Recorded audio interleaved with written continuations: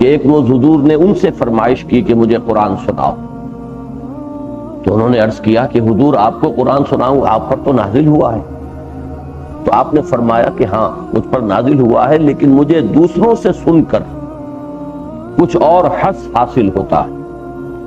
تو حضرت عبداللہ ابن مسعود فرماتے ہیں کہ میں نے سورہ نساء کے آغاز سے تلاوت شروع کی، جب اس آیت پر پہنچا، اب یہ آپ چشم تصور سے دیکھیے، ظاہر بات ہے کہ جو صحابہ کرام ادب ملحوظ رکھتے تھے حضور کا، آپ کی مجلس میں جب بیٹھے ہوتے تھے تو بعض روایات میں آتا ہے کہ ایسے ساکت و صامت ہوتے تھے کہ گویا کہ ان کے سروں پر پرندے بیٹھے ہوئے ہیں کہ ذرا بھی جنبش کریں گے تو اندیشہ ہے کہ وہ پرندے اڑ نہ جائیں۔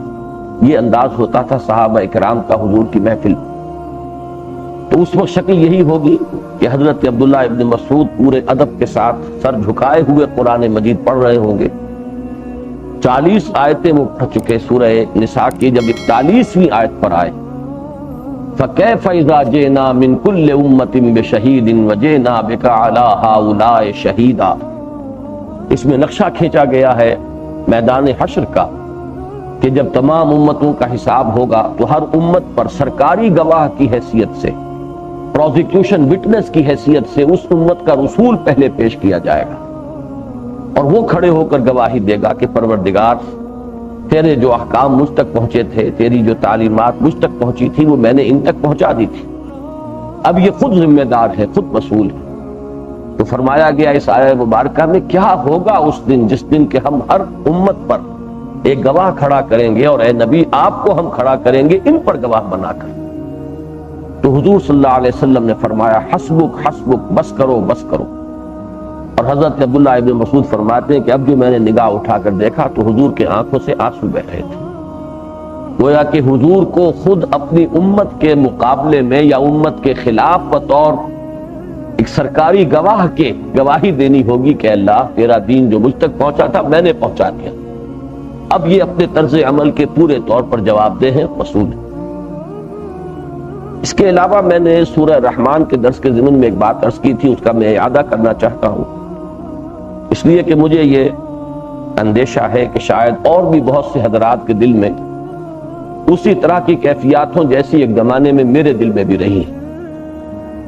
سورہ رحمان میں بھی اور اب سورہ واقعہ میں بھی جو آج ہم پڑھیں گے، جنت کی نعمتوں کا ذکر ہے، حور و قصور، غلمان، مشروبات، پھل، میوے، یہ چیزیں وہ ہیں کہ جن کو ہم کہتے ہیں کہ یہ حسی نعمتیں ہیں، سینشول گریٹیفیکیشن، اور عام طور پر آدمی ذرا اس میں انقباض سا محسوس کرتا ہے کہ یہ چیزیں جو ہیں کہ جو عام لوگوں کی دلچسپی کی چیزیں ہو سکتی ہیں، کیا جنت میں بھی لوگوں کو انہی چیزوں سے دلچسپی ہوگی، اور کیا یہی وہ نعمتیں ہیں جس کے لیے کہ انسان اتنی محنت کرے؟ تو میں بھی واقعہ یہ ہے کہ ایک دور میں کچھ انقباض محسوس کرتا تھا، اور میرے دل پر میں لفظ استعمال کر رہا ہوں، ایک طرح کا حجاب تھا سورہ رحمان سے اور سورہ واقعہ سے۔ لیکن اللہ کا بہت بڑا فضل و کرم مجھ پر ہوا، سن 62 میں کراچی جانا ہوا۔ اب آپ اندازہ کیجئے، یہ پورے 25 برس قبل کی بات بیان کر رہا ہوں۔ سن 59 میں صدر ناصر صاحب آئے تھے پاکستان کے سرکاری دورے پر، اور ان کے ساتھ یہ قاری محمود خلیل حسری یہ تشریف لائے تھے، اور یہ پہلا موقع تھا اہل پاکستان کا مصری قراءت کے ساتھ تعارف۔ بہت سی محفلیں کراچی میں منعقد ہوئی تھی اس زمانے میں، جس میں کہ قاری محمود خلیل حسری صاحب نے بعض سورتوں کی تلاوت فرمائی، ان کے ریکارڈز اس وقت کر لیے گئے۔ میں جب سن 62 میں گیا ہوں تو مجھے پہلی مرتبہ سورہ رحمان کا ٹیپ سننے کو ملا ہے، جو سن 59 میں قاری محمود خلیل حسری نے قرات کی تھی۔ اور میں اپنا یہ احساس پہلے بھی عرض کر چکا ہوں، آج پھر بیان کر رہا ہوں کہ واقعہ یہ ہے کہ کوئی اس کی عقلی اور منطقی دلیل میرے پاس نہیں ہے، کوئی توجیہ میرے پاس ریشنل کوئی اس کی ایکسپلینیشن نہیں ہے، لیکن میں نے فی الواقع ایسے محسوس کیا اس قرات کو سنتے ہوئے کہ جیسے میرے دل پر سے کوئی غبار اتر رہا ہے، دھل رہا ہے وہ غبار۔ اس کیفیت کو میں آج تک محسوس کر رہا ہوں کہ جیسے جیسے میں سنتا گیا محسوس ہوا کہ جیسے کوئی غبار تھا جو دھل گیا اور صاف ہو گیا۔ پھر یہ کہ ابھی سورہ واقعہ کا معاملہ باقی تھا، یہ پھر فضل ہوا اللہ تعالیٰ کا کہ یہ تقریباً 7-8 سال بعد کی بات ہے، پھر جب میں لاہور منتقل ہو چکا تھا، یہ غالباً سن 69 یا 68 کی بات ہے کہ قاری محمود خلیل حسری اور قاری عبدالباسط محمد عبدالصمد یہ دونوں ایک وفد کی شکل میں آئے تھے، اور اس مرتبہ لاہور بھی آنا ہوا تھا۔ لاہور میں یہی جامعہ اشرفیہ میں ایک محفل منعقد ہوئی، محفل قرات، رات کے وقت بعد نماز عشاء، اور میری خوش قسمتی کہ اس مرتبہ انہوں نے یہ سورہ واقعہ کی تلاوت کی، اور اس کے ذریعے سے وہ حجاب جو تھا، سورہ واقعہ سے بھی جو حجاب تھا وہ زائل ہوا اللہ کے فضل و کرم سے۔ ان کا میری گردن پر یہ بہت بڑا احسان ہے۔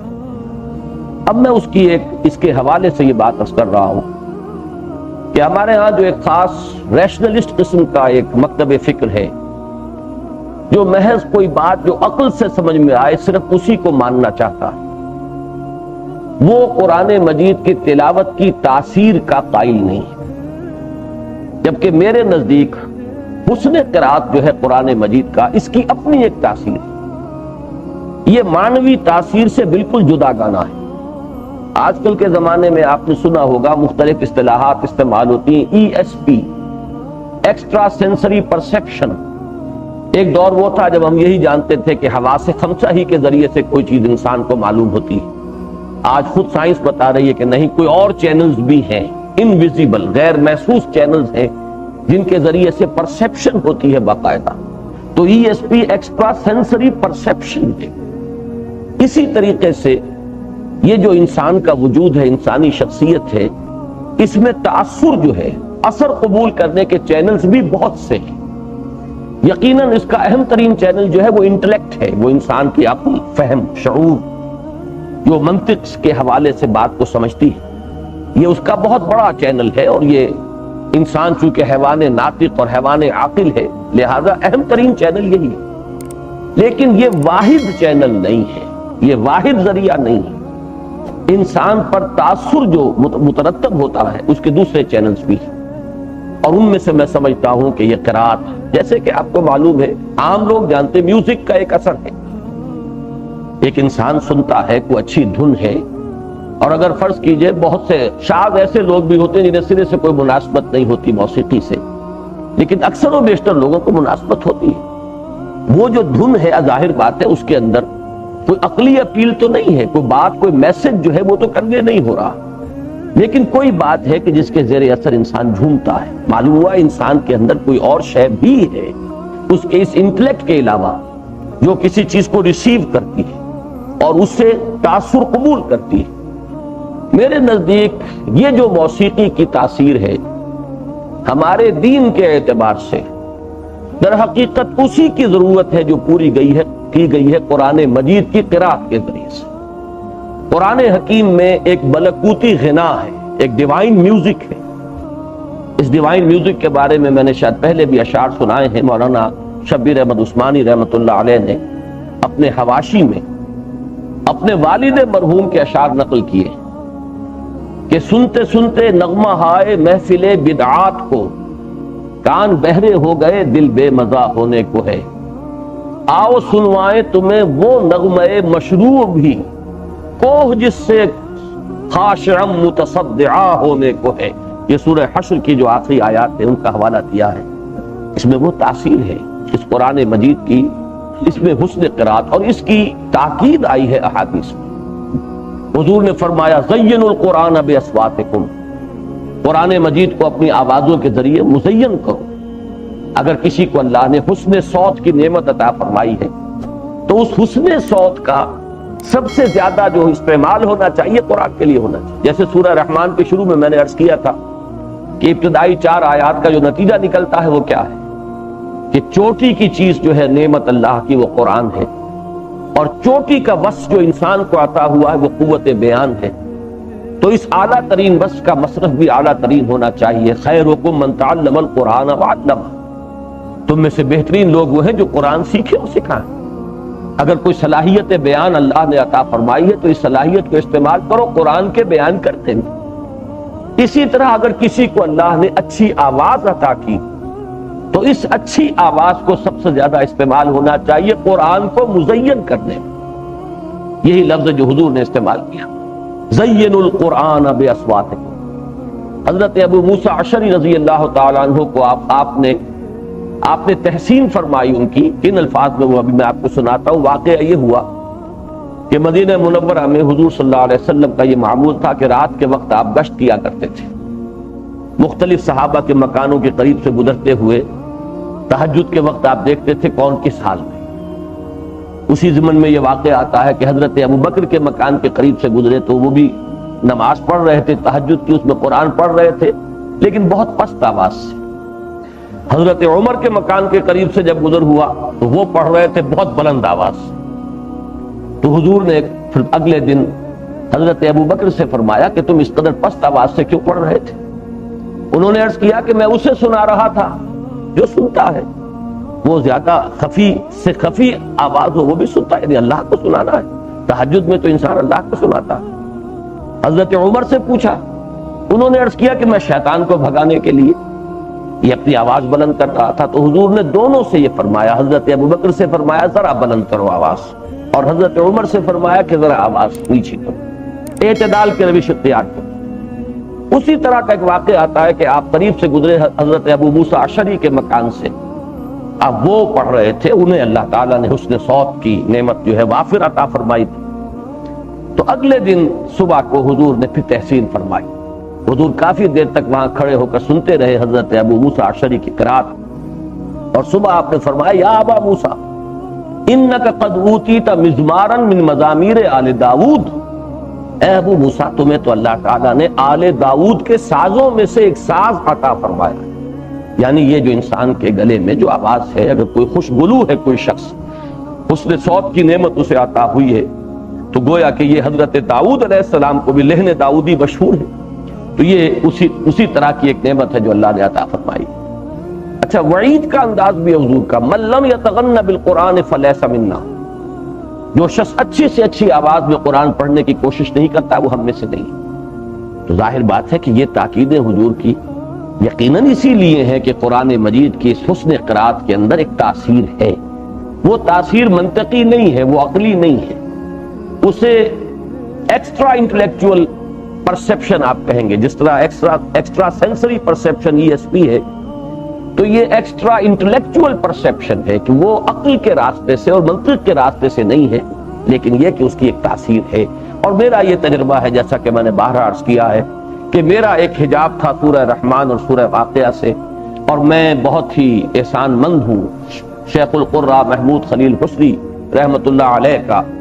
میں چونکہ ان سے ملاقات کا شرف بھی حاصل ہوا سن غالباً 79 میں, یعنی منا میں بھی ان سے ملاقات ہوئی ہے, جبکہ وہ آ رہے تھے منہر سے قربانی دے کر, اور سارے ان کے کپڑے جو ہیں وہ خون آلود تھے, وہاں بھی ان سے ملاقات ہوئی.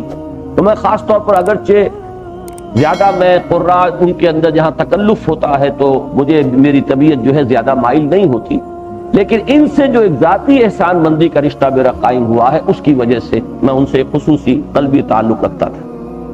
ایک بات اور بھی عرض کر دوں کہ قرآن مجید کی قرات میں تکلف اور تصنع اور جان بوجھ کر اس میں کوئی اپنی موسیقی داخل کرنا, یہ بڑی اس کی شدید وعید آئی. یہ تو اصل میں صلاحیت جو ہے اللہ کی طرف سے خدا داد ہوتی ہے, اور کوشش اس کی ہونی چاہیے کہ کوئی اپنا ساز اور اپنا لہن اس میں داخل نہ کیا جائے, بلکہ جو اس کا اپنا ایک لہن ہے, انٹرنزک میوزک ہے قرآن کا اپنا, اس کو جتنا برنگ آؤٹ کیا جا سکے, اس کو جس قدر ظاہر کیا جا سکے ظاہر کرنا چاہیے. چنانچہ شیخ القرہ محمود خلیل حسری کے بارے میں یہ گواہی دی ہے بہت سے ماہر قراء نے کہ ان کے ہاں تصنع بالکل نہیں, تکلف سے بالکل خالی, یہ بالکل سادہ جو قرآن مجید کی اپنی جو بھی موسیقی ہے یا اس کا اپنا غنا ہے, صرف اسی کو ظاہر کرتے ہیں, خود اپنی طرف سے کوئی تکلف اور تصنع نہیں کرتے. عوامی سطح پر یہ اتنے زیادہ محبوب اور اتنے زیادہ مقبول نہیں ہوئے جتنے کہ شیخ عبد الباسط محمد عبد الصمد, وہ ان کے شاگرد ہیں, لیکن یہ کہ عوامی سطح پر زیادہ قبولیت انہیں حاصل ہوئی ہے. ان کے بارے میں ہمارے ہاں کے جو ماہر ہیں قرات کے, فن قرات کے, ان کا کہنا ہے کہ وہ کچھ تصنع کرتے ہیں, تکلف کرتے ہیں. لیکن ہمارے ہاں کے شیخ القرہ پاکستان کے, ان کا ابھی کچھ عرصہ ہوا انتقال ہوا ہے, قاری فتح محمد صاحب, استاد القرہ کراچی میں بہت طویل عرصے تک ان کا فیض جاری رہا ہے. اور مصر کے جو ماہرین فن ہیں انہوں نے ان کا لوہا تک مانا ہے کہ عشرہ قرات کے وہ انتہائی ماہر انسان تھے. ان کی گواہی میرے علم میں آئی قاری محمود خلیل اسری کے بارے میں خاص طور پر کہ انہوں نے کہا کہ میں نے ان کے جتنے قرات سنی ہے میں نے کہیں یہ نہیں دیکھا کہ انہوں نے قواعد کی خلاف ورزی کی ہو، تجوید کے اصولوں کو کہیں پر بھی قربان کیا ہو اپنے اس تکلف اور تصنع کے ذمہ میں، بلکہ نہایت سادہ قرات ہوتی ہیں. تو یہ چند تمہیدی باتیں ہیں کہ جو آج اس محفل مسنون محفل قرات سے قبل میں نے آپ کے گوش گزار کی ہیں، اس لیے کہ آج کے دور میں یہ دونوں قسم کے وسوسے ہو سکتے ہیں. ایک وسوسہ جو مجھ پر بھی رہا اور میں سمجھتا ہوں کہ اور بہت سے لوگوں کے ذہنوں میں ہو سکتا ہے، تو اس کا بھی ازالہ انشاءاللہ اس سے ہوگا جیسے مجھے ہوا ہے. میں سمجھتا ہوں کہ وہ فیض دوسروں کو بھی حاصل ہو سکتا ہے. اور دوسری بات یہ کہ بعض لوگ اس قرات کو سمجھتے ہیں کہ یہ سرے سے کوئی قابل اعتنا چیز ہے ہی نہیں، جبکہ میرے نزدیک حسن قرات جو ہے قرآن مجید کے ساتھ یہ بہت ہی ایک مطلوب شے ہے جس کی کہ حضور صلی اللہ علیہ وسلم تاکید فرمائی ہے اور اس کی اپنی ایک تاثیر ہے. تو اب بسم اللہ کریں اور یہ سورہ واقعہ کی 56 آیات کی تلاوت جو ہے، اور اس طرح کیجئے کہ سامنے آپ کے مصحف موجود رہے، ذرا آپ دیکھتے جائیے کہ ہم کیسے پڑھتے ہیں، انہوں نے کیسے پڑھا ہے، ان حروف کو کیسے وہ ادا کر رہے ہیں، اس میں کس قسم کا قرآن مجید کی، جس کو میں کہہ رہا ہوں واللہ عالم کہ جو قرآن مجید کی اپنی ایک داخلی موسیقی ہے، اس کا اپنا ایک انٹرنسک میوزک ہے، اس کی کیا کیفیات ہے. اس لیے کہ یہ تو ماننا پڑتا ہے پوری دنیا میں مسلم ہے کہ قرات جو ہے وہ اہل مصر پر ختم ہے. بلکہ ایک کہاوت ہے عوامی سطح پر، اور عوامی سطح پر جو کہاوتیں ہوتی ہیں وہ بالکل بے بنیاد نہیں ہوا کرتی. یہ قرآن نازل ہوا حجاز میں، اس کو پڑھا مصریوں نے، یعنی پڑھنے کا قرات کا حق ادا کیا. اس کو لکھا ترکوں نے، اس لیے کہ حسن کتابت جو ہے ہمارے ہاں کے جو آرٹس جو ڈیولپ ہوئے ہیں مسلمانوں کے دور میں، ان کے تہذیب میں اور تمدن کے دور میں، اس میں یہ کتابت کا فن جو ہے خاص طور پر قرآن مجید کی کتابت اس میں ٹاپ پر ہے ترکی. اور ایک چیز کا اس پہ اضافہ کیا گیا ہے کہ اس کو سمجھا ہندیوں نے. یہ میں سمجھتا ہوں کہ پچھلے 400 برس کی بات تو کم سے کم یہ صحیح ہے کہ قرآن مجید پر جتنا کام ہوا ہے اس بر صغیر پاک و ہند میں، خاص طور پر پچھلے 300 برس شاہ ولی اللہ دہلوی رحمۃ اللہ علیہ کے بعد سے اتنا کام اور کہیں نہیں ہوا ہے. اور فہم قرآن اور تعلیم و تعلم قرآن کا جو چرچا ہے اس علاقے کے اندر، وہ واقعہ یہ ہے کہ اور دنیا کے کسی حصے میں نہیں ہے، چاہے ان کی وہ مادری زبان عربی ہے جس میں یہ قرآن مجید نازل ہوا ہے. تو یہ بات جو ہے ایک عمومی سطح پر کہی جانے والی بات ہے، لیکن یہ کہ اس میں کسی نہ کسی درجے میں حقیقت موجود ہے. تو اب یہ پہلے اب تلاوت آپ سماعت فرمائیں.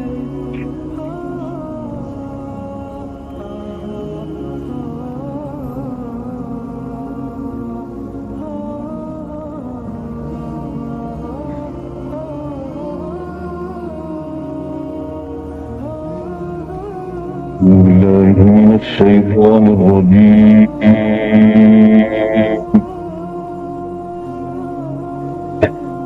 بسم الله الرحمن الرحيم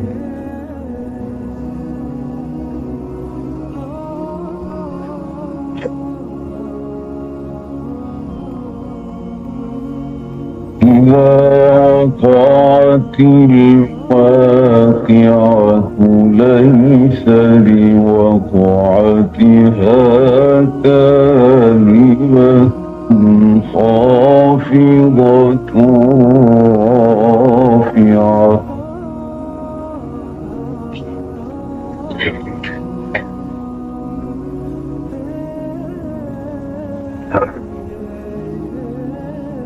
إذا رجت الأرض رجا وبست الجبال بسا فكانت هباء منبثا وكنتم ثلاثة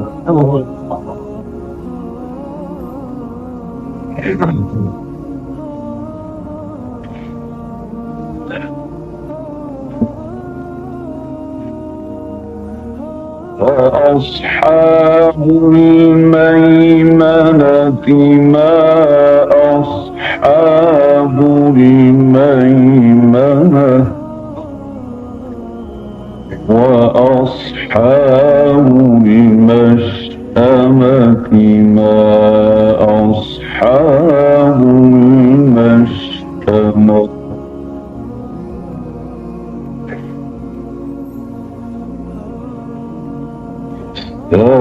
السابقون السابقون أولئك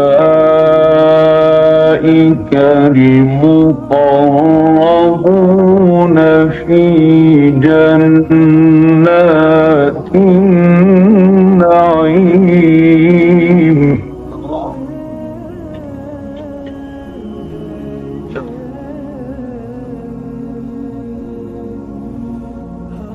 ثلة من الأولين وقليل من الآخرين على سرر موضونة متكئين عليها متقابلين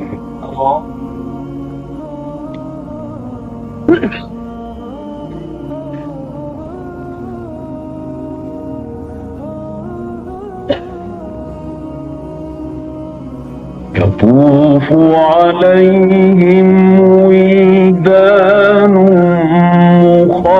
مخلدون بأكواب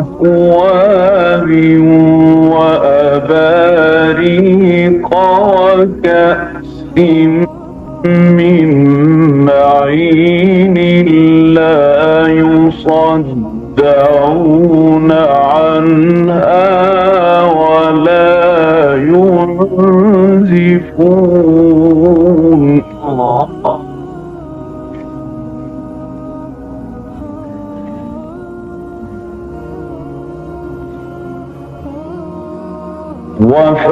وفاكهة مما يتخيرون ولحم طير مما يشتهون وحور عين كأمثال اللؤلؤ المكنون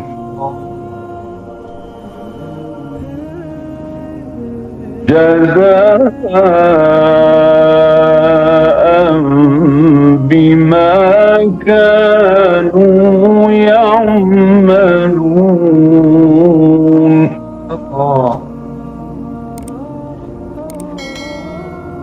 لا يسمعون فيها لغوا ولا تأثيما إلا قيلا سلاما سلاما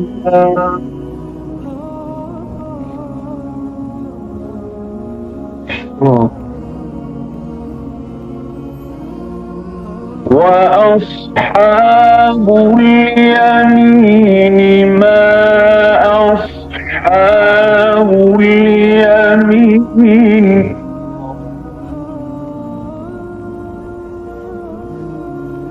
في سدر مخضود وطلح منضود وظل ممدود وماء مسكوب وفاكهة كثيرة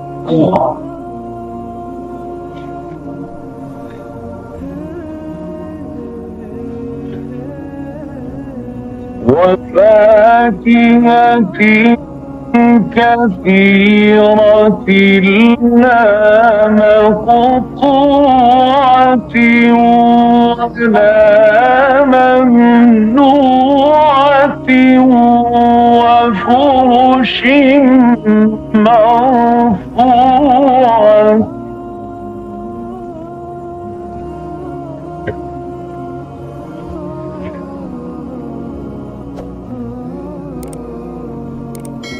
إنا أنشأناهن إنشاء فجعلناهن أبكارا عربا أترابا لأصحاب اليمين. الله.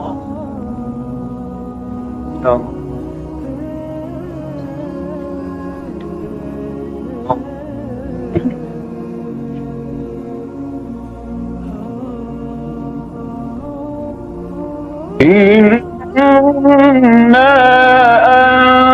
أنشأناهن إنشاء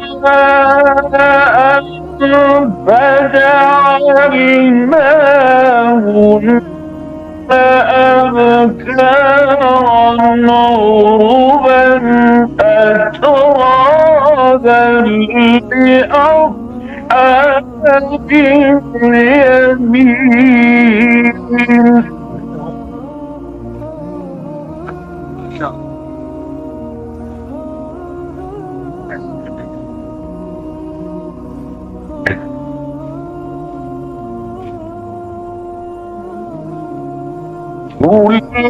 ثلة من الأولين وثلة من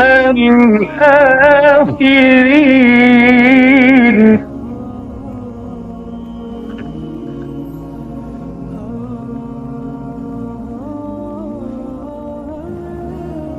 أصحاب الشمال ما أصحاب الشمال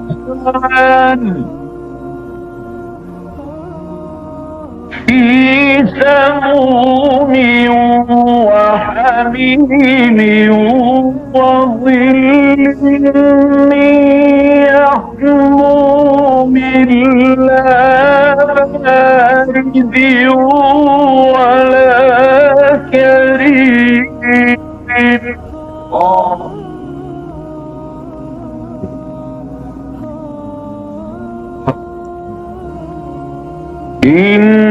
إنهم كانوا قبل ذلك مترفين وكانوا يصرون على الحنث العظيم.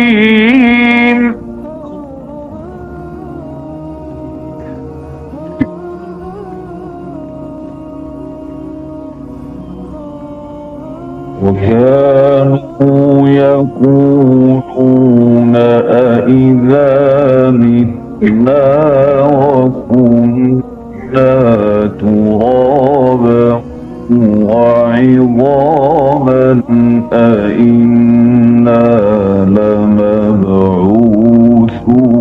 أو آباؤنا الأولون. الله.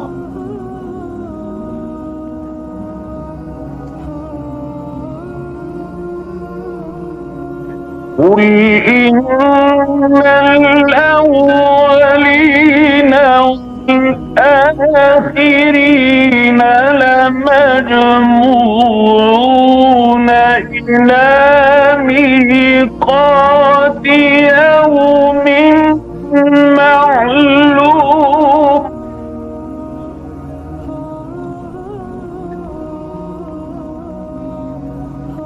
ثم إنكم أيها الضالون المكذبون المجرمون لآكلون من شجر من زقوم فمالئون منها البطون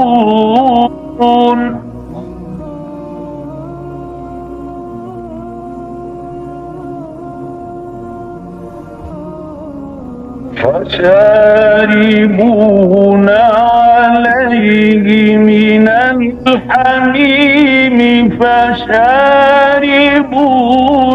شرب الهيم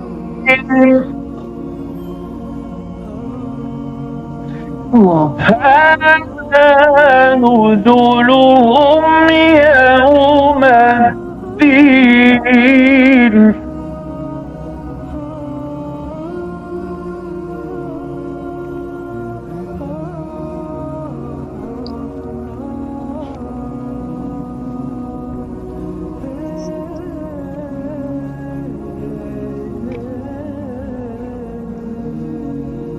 اعوذ باللہ من الشیطان الرجیم بسم اللہ الرحمن الرحیم رب اشرح لی صدری ویسر لی امری واحلل عقدۃ من لسانی یفقہوا قولی۔ اس سے پہلے کہ سورہ واقعہ کا ہم سلسلے وار مطالعہ شروع کریں، اس سورہ مبارکہ کے بارے میں ایک خبر اور ایک اثر آپ کے علم میں لے آنا چاہتا ہوں۔ یہ علم حدیث کی اصطلاحات ہیں۔ خبر کہتے ہیں نبی اکرم صلی اللہ علیہ وسلم کے قول یا فعل یا تقریر کو۔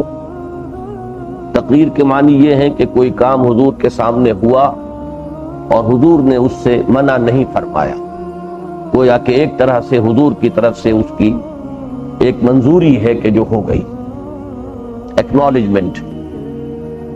تو حضور کا قول، حضور کا فعل اور حضور کی تقریر یہ خبر ہے، اور صحابی کا قول یا صحابی کا فعل یا صحابی کی تقریر یہ اثر ہے۔ اور اس کا یہ درجہ ہے کہ ظاہر بات ہے کہ ہمارا یہ گمان ہے بلکہ یقین ہے کہ صحابی کا کوئی فعل اور عمل بھی یقیناً نبی اکرم صلی اللہ علیہ وسلم ہی کی کسی بات پر مبنی ہوگا، لہذا وہ بھی حدیث ہی کا ایک درجہ ہے۔ تو یہ خبر اور یہ اثر دونوں حضرت عبداللہ ابن مسعود سے ہیں رضی اللہ تعالی عنہ، جن کا ایک واقعہ میں آپ کو قرات کے ضمن میں سنا چکا ہوں، اور یہ دونوں امام بیہقی نے ان کو روایت کیا ہے شعب الایمان میں۔ جو مرفوع حدیث ہے، جو خبر ہے حضور سے، وہ یہ ہے کہ عن ابن مسعود قال قال رسول اللہ صلی اللہ علیہ وسلم من قرأ سورۃ الواقعۃ فی کل لیلۃ لم تصبہ فاقۃ ابدا۔ حضرت عبداللہ ابن مسعود رضی اللہ تعالی عنہ فرماتے ہیں کہ حضور صلی اللہ علیہ وسلم نے فرمایا کہ جو شخص سورہ واقعہ کی تلاوت کرے گا ہر شب کو، روزانہ رات کو، اسے کبھی بھی فاقہ نہیں آئے گا، یعنی یہ دنیاوی رزق کی تنگی جو ہے اللہ تعالیٰ اس سے اسے محفوظ رکھے گا۔ جو اثر ہے وہ بھی انہی کا ہے۔ وَكَانَ ابْنُ مَسْعُودٍ رضی اللہ عنہ يَأْمُرُ بَنَاتِهِ يَقْرَأْنَ بِهِمَا فِي كُلِّ لَيْلَةٍ۔ اب حضرت عبداللہ ابن مسعود جنہوں نے حضور کو یہ فرماتے ہوئے سنا تو وہ اپنی بیٹیوں کو یہ نصیحت کیا کرتے تھے، تاکید فرمایا کرتے تھے کہ ہر رات سورہ واقعہ کی تلاوت ضرور کرو۔ تو یہ خبر اور یہ اثر ہے اس سورہ مبارکہ کی فضیلت کے ضمن میں۔ یہ بات آپ ذہن میں تازہ کر لیجئے، سورہ رحمان کے مطالعے کے دوران میں عرض کر چکا ہوں کہ سورہ رحمان اور سورہ واقعہ یہ جڑواں بہنوں کے مانند ہیں، ان میں مضامین کی گہری مشابہت اور مناسبت ہے، اگرچہ جو ترتیب مضامین ہے وہ عکسی ہے، جس کو کہ آپ انگریزی میں مرر امیج سے تعبیر کرتے ہیں کہ جب آپ آئینے کے سامنے کھڑے ہوتے ہیں تو ہمارا داہنا جو پہلو ہے وہ آئینے کے اندر بایاں بن جاتا ہے، اور ہمارا بایاں جو ہے وہ آئینے کے اندر جو عکس بن رہا ہے اس کا دایاں بن جاتا ہے۔ اسی طرح کے جو ڈپلیکس بنتے ہیں آج کل عمارتوں کے اندر، آپ دیکھتے ہیں گھر بن رہے ہیں، ایک پلاٹ پر دو گھر تو ان کو اس طرح بنایا جاتا ہے کہ وہ مرر امیج ہوتے ہیں کہ ان کو اگر ایک دوسرے کے سامنے لے آئے گا تو وہ جڑ جائیں گے، لیکن یہ کہ بہرحال ادھر ایکسٹریم پر گیراج ہے تو ادھر ایکسٹریم پر گیراج ہوگا، ڈرائنگ رومز دونوں کے درمیان میں ملے ہوئے ہوں گے۔ بالکل یہی ربط ہے، یہی ترتیب ہے سورہ رحمان اور سورہ واقعہ کے مضامین کے مابین۔ اس پر بعد میں گفتگو ہوگی، لیکن صرف یہ نوٹ کر لیجئے کہ سورہ رحمان کا آخری رکوع جنتوں کے ذکر پر مشتمل ہے، اللہ کے نیک بندوں کے لیے کیا کیا ساز و سامان، کیا نعمتیں، کیا آسائشیں، کیا اللہ تعالیٰ نے ان کے لیے نعمتوں کا اہتمام کیا ہے، اور اس میں دو درجے، من دونہما جنتان کے بعد ایک درجہ ہے، اس سے پہلے وَلِمَنْ خَافَ مَقَامَ رَبِّهِ جنتان، تو دو درجوں کا ذکر ہے۔ اس سورہ مبارکہ میں سب سے پہلے ان اہل جنت کے دو درجوں کا ذکر آ رہا ہے، جو مضمون وہاں آخر میں تھا وہ یہاں شروع میں۔ فرمایا اذا وقعت الواقعہ، جب واقع ہو جائے گی وہ واقع ہونے والی، ٹھیٹ لفظی ترجمہ ہوگا جب ہو پڑے گی ہو پڑنے والی۔ واقعہ سے مراد ہے یہاں قیامت۔ قیامت کے ضمن میں نے اس سے پہلے بھی عرض کیا ہے، آج پھر نوٹ کر لیں کہ ہم اس لفظ کو عام طور پر جو استعمال کرتے ہیں تو بہت سے مراحل ہیں جن کو ہم ایک لفظ میں اپنے عام طور پر اپنے ذہن کے اندر جمع کر لیتے ہیں۔ قرآن مجید میں 2 نفخوں کا ذکر ہے، حدیث میں 3 نفخوں کا ذکر ہے۔ پہلا نفخہ جو ہے اس پر ایک ہلچل ہوگی، زلزلہ آئے گا، دوسرے نفخے پر ایک عام موت طاری ہو جائے گی، تیسرے نفخے پر پھر بعث بعد الموت ہے اور پھر کھڑے ہو جانا ہے اور میدان حشر میں جمع ہونا ہے۔ ان تینوں کے مابین کتنا فصل ہے، کتنا بعد ہے، واللہ عالم، ہم کچھ نہیں کہہ سکتے۔ لیکن جب ہم لفظ قیامت اس کا ایک عام طور پر بولتے ہیں اپنی عام بول چال میں، تو اس میں ان تمام مراحل کو گویا کہ ایک ہی عنوان کے تحت ہم اپنے ذہن میں جمع کرتے ہیں۔ قرآن مجید پہلے مرحلے کے لیے، پہلے 2 مراحل کے لیے کہہ لیجئے لفظ ساعہ استعمال کرو، الساعہ والساعۃ اضحیٰ وامر۔ الساعہ سے مراد ہے وہ معین گھڑی، وہ معین وقت۔ اسی کے لیے لفظ واقعہ ہے جو یہاں آ رہا ہے۔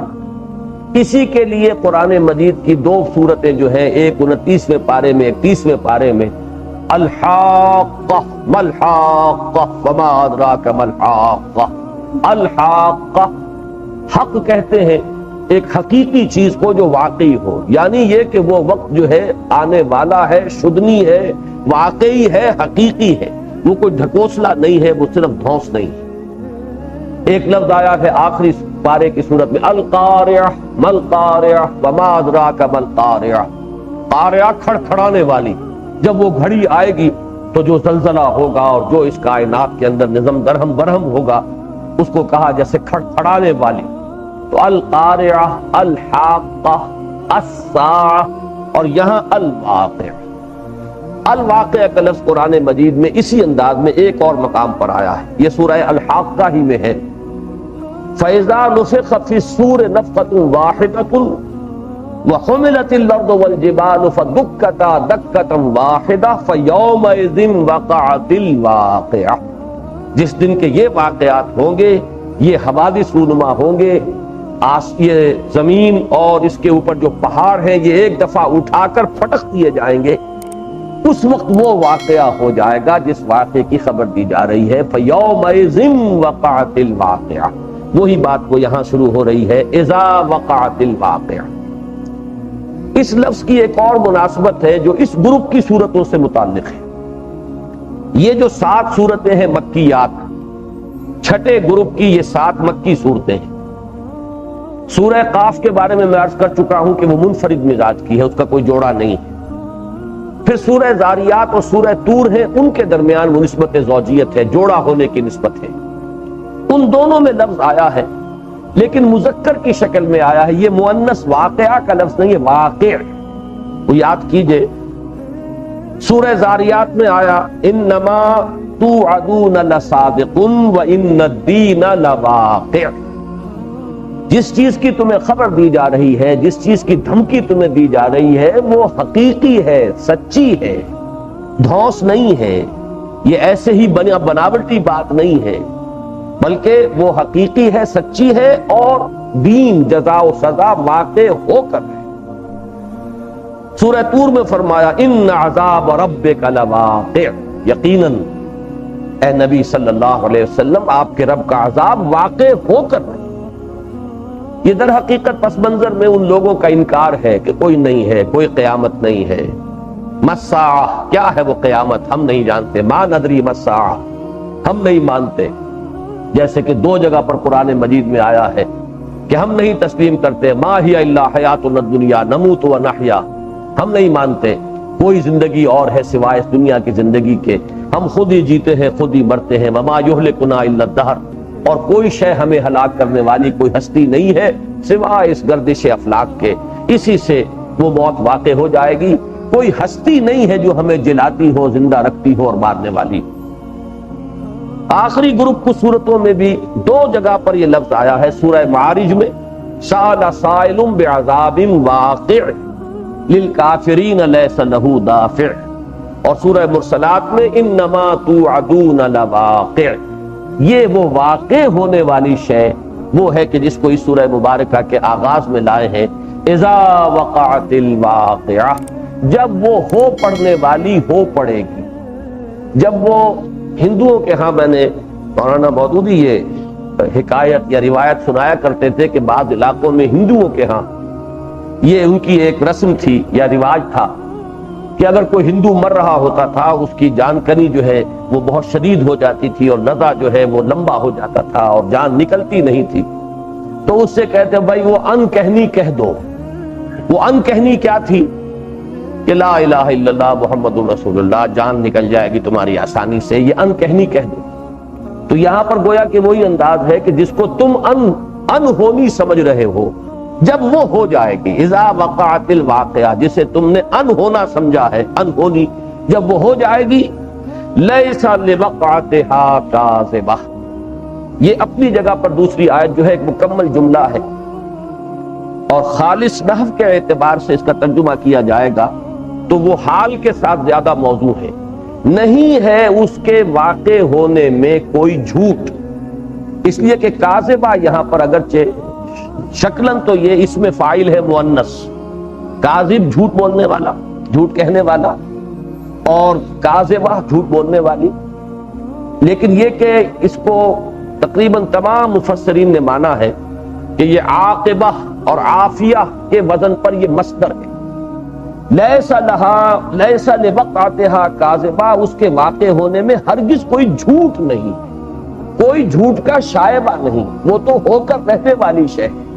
یہ جیسا کہ میں ابھی ان کے الفاظ نقل کر رہا تھا کہ یہ کوئی دھونس نہیں ہے، یہ خالی دھمکی نہیں ہے۔ لیس لوقعتها کاذبہ، اپنی جگہ پر اس آیت کو جب ہم پڑھیں گے تو مفہوم یہ ہے، لیکن اس پہلی دو آیتوں نے ایک خاص تاثر پیدا کیا ہے۔ وہ تاثر یہ ہے کہ آج تو اس کو جھٹلانے والے موجود ہیں اور بڑے سینہ تان کر اور بڑی ہی لنترانیوں کے ساتھ اور بہت ہی وثوق کے ساتھ کہہ رہے ہیں کہ یہ ہونے والی بات نہیں ہے۔ جب وہ ہو جائے گی تو پھر کسی کو جھٹلانے کا یارہ نہ ہوگا، پھر وہ حقیقت واقعی بن کر سامنے آئے گی تو کوئی نہیں ہوگا کہ جو اس کا انکار کر سکے۔ اذا وقعت الواقعۃ لیس لوقعتها کاذبہ خافضۃ الرافعہ، خفض کہتے ہیں کسی چیز کو پست کرنے کو، واخفض جناحک للمؤمنین، جیسے کہ حضور کو حکم دیا گیا ہے نبی اپنے کندھوں کو جھکا کر رکھیے اہل ایمان کے لیے، یا ہمیں سب کو حکم دیا گیا ہے واخفض لہما جناح الذل من الرحمہ، اپنے والدین کے سامنے اپنے کندھوں کو جھکا کر رکھو، سینہ تان کر بات نہ کرو، اکڑ کر بات نہ کرو، گردن اکڑا کر ان سے بات نہ کرو، بلکہ ان کے سامنے اپنے شانے جھکا کر تواضع کے ساتھ رہو۔ واخفض لہما جناح الذل من الرحمہ وقل رب ارحمہما کما ربیانی صغیرا، اور نہ صرف یہ کہ خود اپنا طرز عمل یہ اختیار کرو بلکہ اللہ سے بھی دعا کرتے رہا کرو کہ اے پروردگار ان پر رحم فرما، جیسے کہ انہوں نے میری پرورش کی، مجھے پالا پوسا جبکہ میں چھوٹا سا۔ تو وہی لفظ یہاں آیا ہے خافضہ، پست کرنے والی، رافعہ بلند کرنے والی۔ یعنی جس کو ہم کہیں گے تلپٹ کر دینے والا واقعہ ہوگا، وہ بہت سے اونچے ہوں گے جو نیچے ہو جائیں گے، اور بہت سے نیچے ہوں گے دنیا میں جو اس روز اونچے ہو جائیں گے۔ بہت سے ہوں گے جن کے پاس نہ مال دنیاوی تھا، نہ کوئی سامان عیش و راحت تھا، نہ انہیں دنیا میں کوئی جانتا تھا، نہ ان کے پاس کوئی جائیداد تھی، کچھ نہیں تھا، لیکن ایمان اور عمل صالح کی دولت تھی، وہ اس دن اونچے ہوں گے۔ اور بہت سے ہوں گے عالی شان محلات کے اندر رہنے والے اور بڑے نرم گدیلوں کے اوپر سونے والے، لیکن وہ چونکہ ایمان اور عمل صالح کی دولت سے محروم تھے، وہ نیچے ہو جائیں گے۔ تو جو نیچے ہوں گے بہت سے، وہ اونچے ہو جائیں گے، اور بہت سے اونچے ہوں گے جو نیچے ہو جائیں گے۔ اگرچہ یہ لازم نہیں ہے، حضرت داؤد، حضرت سلیمان دنیا میں بھی اونچے تھے، وہاں بھی انہیں اللہ تعالیٰ کی طرف سے اونچا مقام ملے گا، لیکن عام جو معاملہ ہے دنیا کا، اس کے اعتبار سے بہرحال اس آیت کا محور یہی ہے کہ وہ تلپٹ کر دینے والی ہے۔ مجھے یہاں یاد آ رہا ہے انگریزی کی ایک نظم جس کا میں نے بعض اوقات اپنے دروس میں حوالہ دیا، ڈیتھ دی لیولر، کہ موت جو ہے وہ آ کر بالکل ہموار کر دیتی ہے لوگوں کو۔ اونچے عالی شان محل میں رہنے والا بھی مٹی میں دفن ہوگا، اور کسی جھونپڑی کے اندر یا یہ کہ فٹ پاتھ پر سونے والا بھی بہرحال اس مٹی کے اندر دفن ہو جائے گا۔ تو موت جو ہے وہ اس اونچائی کو اور نیچائی کو برابر کر دینے والی ہے، ڈیتھ دی لیولر۔ بلکہ ہمارے 10ویں جماعت کے کورس میں Parkinson selection of English words میں دوسری نظم تھی بلیو اٹ اور ناٹ۔ اس کا مین آئیڈیا یہ تھا کہ جو عمدہ اخلاق ہیں، اچھی نیکیاں ہیں، charities that soothe and heal and bless, ان کے ضمن میں کوئی تقسیم نہیں ہے دنیا میں۔ جیسے دھواں، مثال بڑی پیاری دی ہے شاعر نے، جیسے دھواں کسی غریب کی کٹیا سے بھی اسی طرح اوپر اٹھتا ہے، جیسے کسی بڑے محل کا جو باورچی خانہ ہوگا اس سے دھواں اوپر اٹھتا ہے، اسی طریقے سے نیکیاں جو ہیں وہ تو نوع انسانی کے اندر اس طرح اللہ نے تقسیم کرنی ہے۔ کوئی غریب اپنی آدھی روٹی میں سے آدھی کسی کو دے کر وہ اونچا مقام حاصل کر سکتا ہے، جو امیر شاید لاکھوں روپے خیرات کر کے بھی حاصل نہ کر سکے۔ تو charities that soothe and heal and bless are scattered over the feet of man like flowers۔ یہ نظم بڑی عمدہ ہے، believe it or not۔ تو میں اس کے بجائے یہ کہہ رہا ہوں کہ قرآن مجید نے لیولر کا تصور نہیں دیا، بلکہ تلپٹ کر دینے والی، کہ یہاں بہت سے اونچے ہوں گے کہ جو نیچے ہو جائیں گے، پست ترین ہوں گے، اور بہت سے نیچے ہوں گے، جیسے کہ حدیث میں آتا ہے، حضور نے فرمایا کہ دنیا میں کتنے ہی لوگ ایسے ہیں کہ جو اگر کہیں رشتہ کرنا چاہیں تو کوئی ان سے رشتہ کرنا پسند نہ کرے، کہیں سفارش کرنا چاہے تو کوئی ان کی بات سن کر نہ دے، کسی محفل میں وہ بار نہ پا سکے، یعنی دنیاوی سٹیٹس تو ان کا یہ ہے، لیکن اگر وہ کبھی بھولے سے بھی اللہ پر کوئی قسم کھا بیٹھے تو اللہ تعالیٰ ان کے قسم کی لاج رکھے گا۔ تو یہ درویشوں کے اندر، فقراء کے اندر، اب حضرت ابو الدرداء تھے، حضرت ابو ذر غفاری تھے، یہ کون لوگ تھے؟ یہ فقراء صحابہ ہیں، ان کا وہ مقام ہے اللہ کے ہاں، اور ان میں سے اکثر وہ ہیں جنہیں ہم لوگ جانتے بھی نہیں۔ ہم تو ان صحابہ کے ناموں سے واقف ہیں جو نمایاں تھے، اپنے اپنے قبیلوں کے سردار تھے، اپنی سرداری کی وجہ سے بھی ان کی حیثیت تھی، پھر یہ کہ وہ جنگوں میں یا اور جو بھی انتظامی امور ہیں اس میں نمایاں ہو گئے۔ یہ کتنے ہوں گے صحابہ ایسے کہ جن کے ناموں سے جو ہے امت میں شاید گنتی کے لوگ واقف ہوں، لیکن ان کا جو مقام اللہ کے ہاں ہے وہ جیسا کہ میں نے عرض کیا حضور کی اس حدیث سے سامنے آتا ہے۔ تو خافضۃ الرافعہ، وہ پست کرنے والی بھی ہوگی، بلند کرنے والی بھی۔ یہ بھی نوٹ کر لیجئے کہ اللہ کے ناموں میں سے بھی ہے الخافض الرافع، یہ بھی اللہ کے ناموں میں سے ہے۔ اللہ وہ بھی ہے جو پست کرتا ہے، اور اللہ بہت سو کو بلند بھی کرتا ہے، پست بھی کرتا ہے۔ قل اللہم مالک الملک تؤتی الملک من تشاء وتنزع الملک ممن تشاء وتعز من تشاء وتذل من تشاء بیدک الخیر انک علی کل شیء قدیر۔ اب یہ اس کا ایک نقشہ کھینچا گیا ہے۔ اذا رجت الارض رجا وبست الجبال بسا فکانت هباء منبثا، جبکہ زمین جھنجھوڑی جائے گی جیسے کہ جھنجھوڑا جاتا ہے۔ یہ بالکل وہی انداز ہے جو آخری پارے کی ایک صورت میں اذا زلزلت الارض زلزالہا، رجا کہتے ہیں کسی شے کو جھنجھوڑ دینا، ہلا مارنا، جھٹکے دینا۔ اذا رجت الارض رجا، یہی زلزلہ ہے۔ ان زلزلۃ الساعۃ شیء عظیم، سورہ حج کے شروع میں آیا، یا ایھا الناس اتقوا ربکم ان زلزلۃ الساعۃ شیء عظیم یوم ترونھا تذهل كل مرضعة عما أرضعت وتضع كل ذات حمل حملها وترى الناس سكارى وما هم بسكارى ولكن عذاب الله شديد۔ وہ زلزلہ قیامت جو ہے، اذا زلزلت الارض زلزالہا، یہاں فرمایا اذا رجت الارض رجا، جبکہ زمین کو جھنجھوڑ ڈالا جائے گا۔ اور جب مصدر بعد میں آتا ہے فعل کے تو وہ مفہوم دیتا ہے جیسے کہ اسی کام کے کرنے کا حق ہے۔ ضربتہ ضربا، میں نے اسے مارا جیسا مارنے کا حق ہے۔ اذا رجت الارض رجا، جبکہ زمین کو ایسے ہلایا جائے گا جیسے ہلائے جانے کا حق ہے۔ وَبُسَّتِ الْجِبَالُ بَسًّا، اور پہاڑ ریزہ ریزہ کر دیے جائیں گے، ٹکڑے ٹکڑے ہو جائیں گے، ریزہ ریزہ کر دیے جائیں گے۔ یہ بالکل وہی انداز ہے جو قرآن مجید میں سورہ قارعہ میں آیا ہے، وَتَكُونُ الْجِبَالُ كَالْعِهْنِ الْمَنْفُوشِ، پہاڑ ایسے ہو جائیں گے جیسے دھنکی ہوئی اون یا دھنکی ہوئی روئی، جیسے وہ گالے ہوتے ہیں وہ اس طرح ہوا کے اندر اڑتے پھرتے ہیں، اسی طریقے سے یہ پہاڑ ہو جائیں گے۔ بلکہ اس سے بھی زیادہ جو اس کا نقشہ ہے، جس کو کہ ہم کہیں گے بالکل تصویر حال، ایک اس کا نقشہ کھینچ دینا الفاظ میں، تصویر لفظی، وہ سورہ نمل میں ہے۔ وَتَرَى الْجِبَالَ تَحْسَبُهَا جَامِدَةً وَهِيَ تَمُرُّ مَرَّ السَّحَابِ، تم دیکھتے ہو ان پہاڑوں کو اور تم سمجھتے ہو یہ جمے ہوئے ہیں، جامد ہیں، ان کو کوئی جنبش دینے والا نہیں۔ یہی پہاڑ ہوں گے جو اس دن ایسے چل رہے ہوں گے جیسے کہ یہ بادل چلتے ہیں۔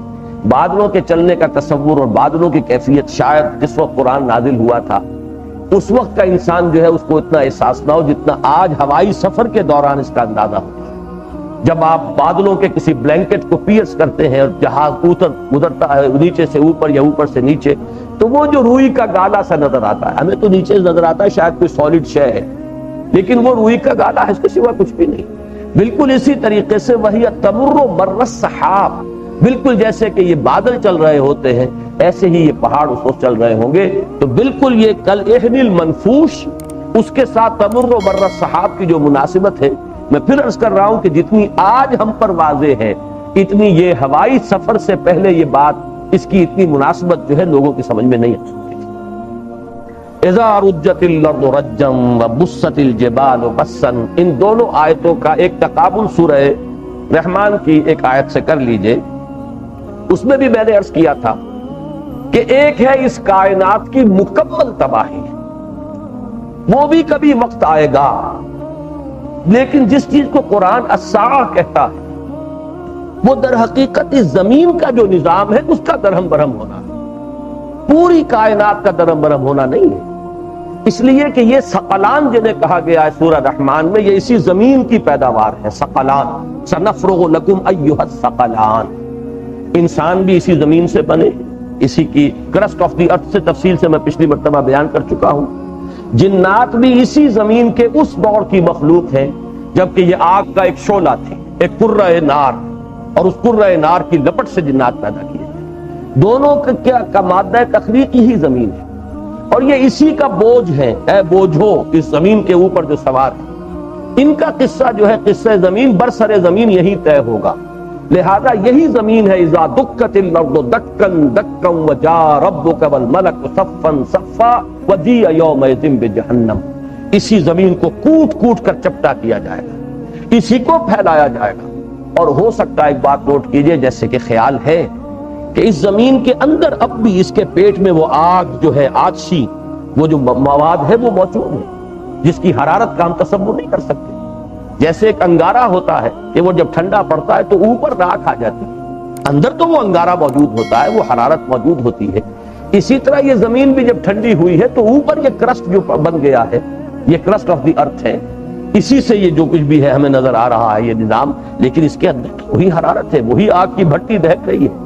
ہو سکتا ہے اسی کو کوٹ کوٹ کے جب چپٹا کیا جائے تو اسی کے اندر سے اس کی جہنم جو ہے وہ نمودار ہو جائے، اور وہی جہنم ہے جس پر کہ پھر پل صراط ہوگا اور اسی میں سے جو ہے انسانوں کو گزارا جائے گا۔ منکم الا واردھا کان علی ربک حتما مقضیا، ہر ایک کو اس پر سے گزرنا ہوگا لازم۔ یہ صورتحال جو ہے تو یہ بہت کچھ فٹ بیٹھتی ہے، یہ تمام چیزیں جو ہیں اس کے ساتھ کہ یہی زمین کے اندر ایک درہم برہم ہوگا نظام، اسی کے پہاڑ جو ہے وہ گالے بن کر، اسی کی جو ہے سورہ طٰہٰ میں فرمایا گیا لا تری فیہا عوجا ولا امتا، نہ اس کے اندر کوئی کجی رہے گی نہ اونچائی رہے گی، یہ سپاٹ چٹیل میدان ہو جائے گا۔ اس زلزلے سے یہ اسکائی اسکریپرز جو ہے یہ بھی زمین بوس ہو جائیں گے، یہ کوہ ہمالا جو ہے یہ بھی ہموار ہو جائے گا، اب اس کے ہموار ہونے سے اس زمین کی جو وسعت ہو جائے گی تو یہیں پر اب تمام نوع انسانی اور تمام جنوں کا جو حشر ہے وہ یہی ہوگا، یہی قصہ چکایا جائے گا۔ جا ربک والملک صفا صفا، اللہ کا نزول کیسے ہوگا یہ ہم نہیں جانتے، لیکن فرشتوں کا تو صفے باندھے ہوئے فرشتے جو ہیں وہ آسمان سے اتریں گے اور وہاں یہیں پر معاملہ چکایا جائے گا۔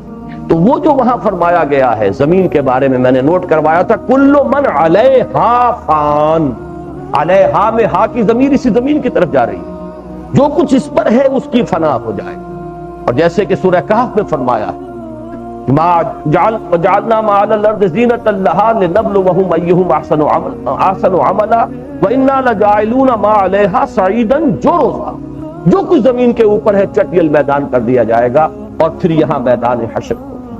تو یہاں پر بھی آپ دیکھ رہے ہیں کہ قیامت کے ذکر میں دو ہی چیزوں کا ذکر ہوا ہے، زمین کا زلزل، اس کا کپ کپانا، اس کے اندر جھٹکوں کا آنا، جن جھٹکوں سے کہ یہ زمین ہموار ہو جائے، اس کی اونچائیاں اور اس کی پستیاں بالکل برابر ہو جائیں، وَبُسَّتِ الْجِبَالُ بَسًّا، اور یہ بڑے بڑے پہاڑ جو نظر آ رہے ہیں یہ ریزہ ریزہ ہو کر ایک ہموار چٹیل میدان کی شکل اختیار کر لیں، فَكَانَتْ هَبَاءً مُنبَثًّا، اور پھر یہ پہاڑ کیا ہو جائیں گے؟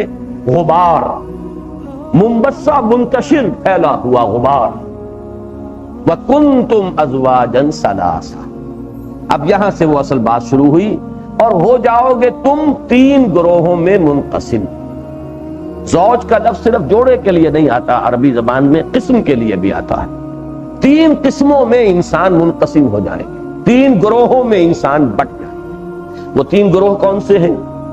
فَأَصْحَابُ الْمَيْمَنَةِ مَا أَصْحَابُ الْمَيْمَنَةِ، تو جو داہنے والے ہوں گے، اور کیا ہی وہ اعلیٰ مقام ہوگا ان داہنے والوں کا۔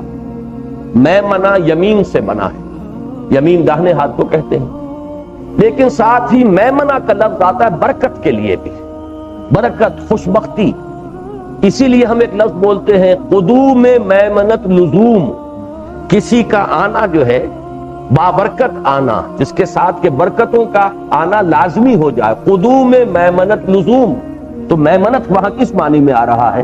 برکت، سعادت، خوشبختی۔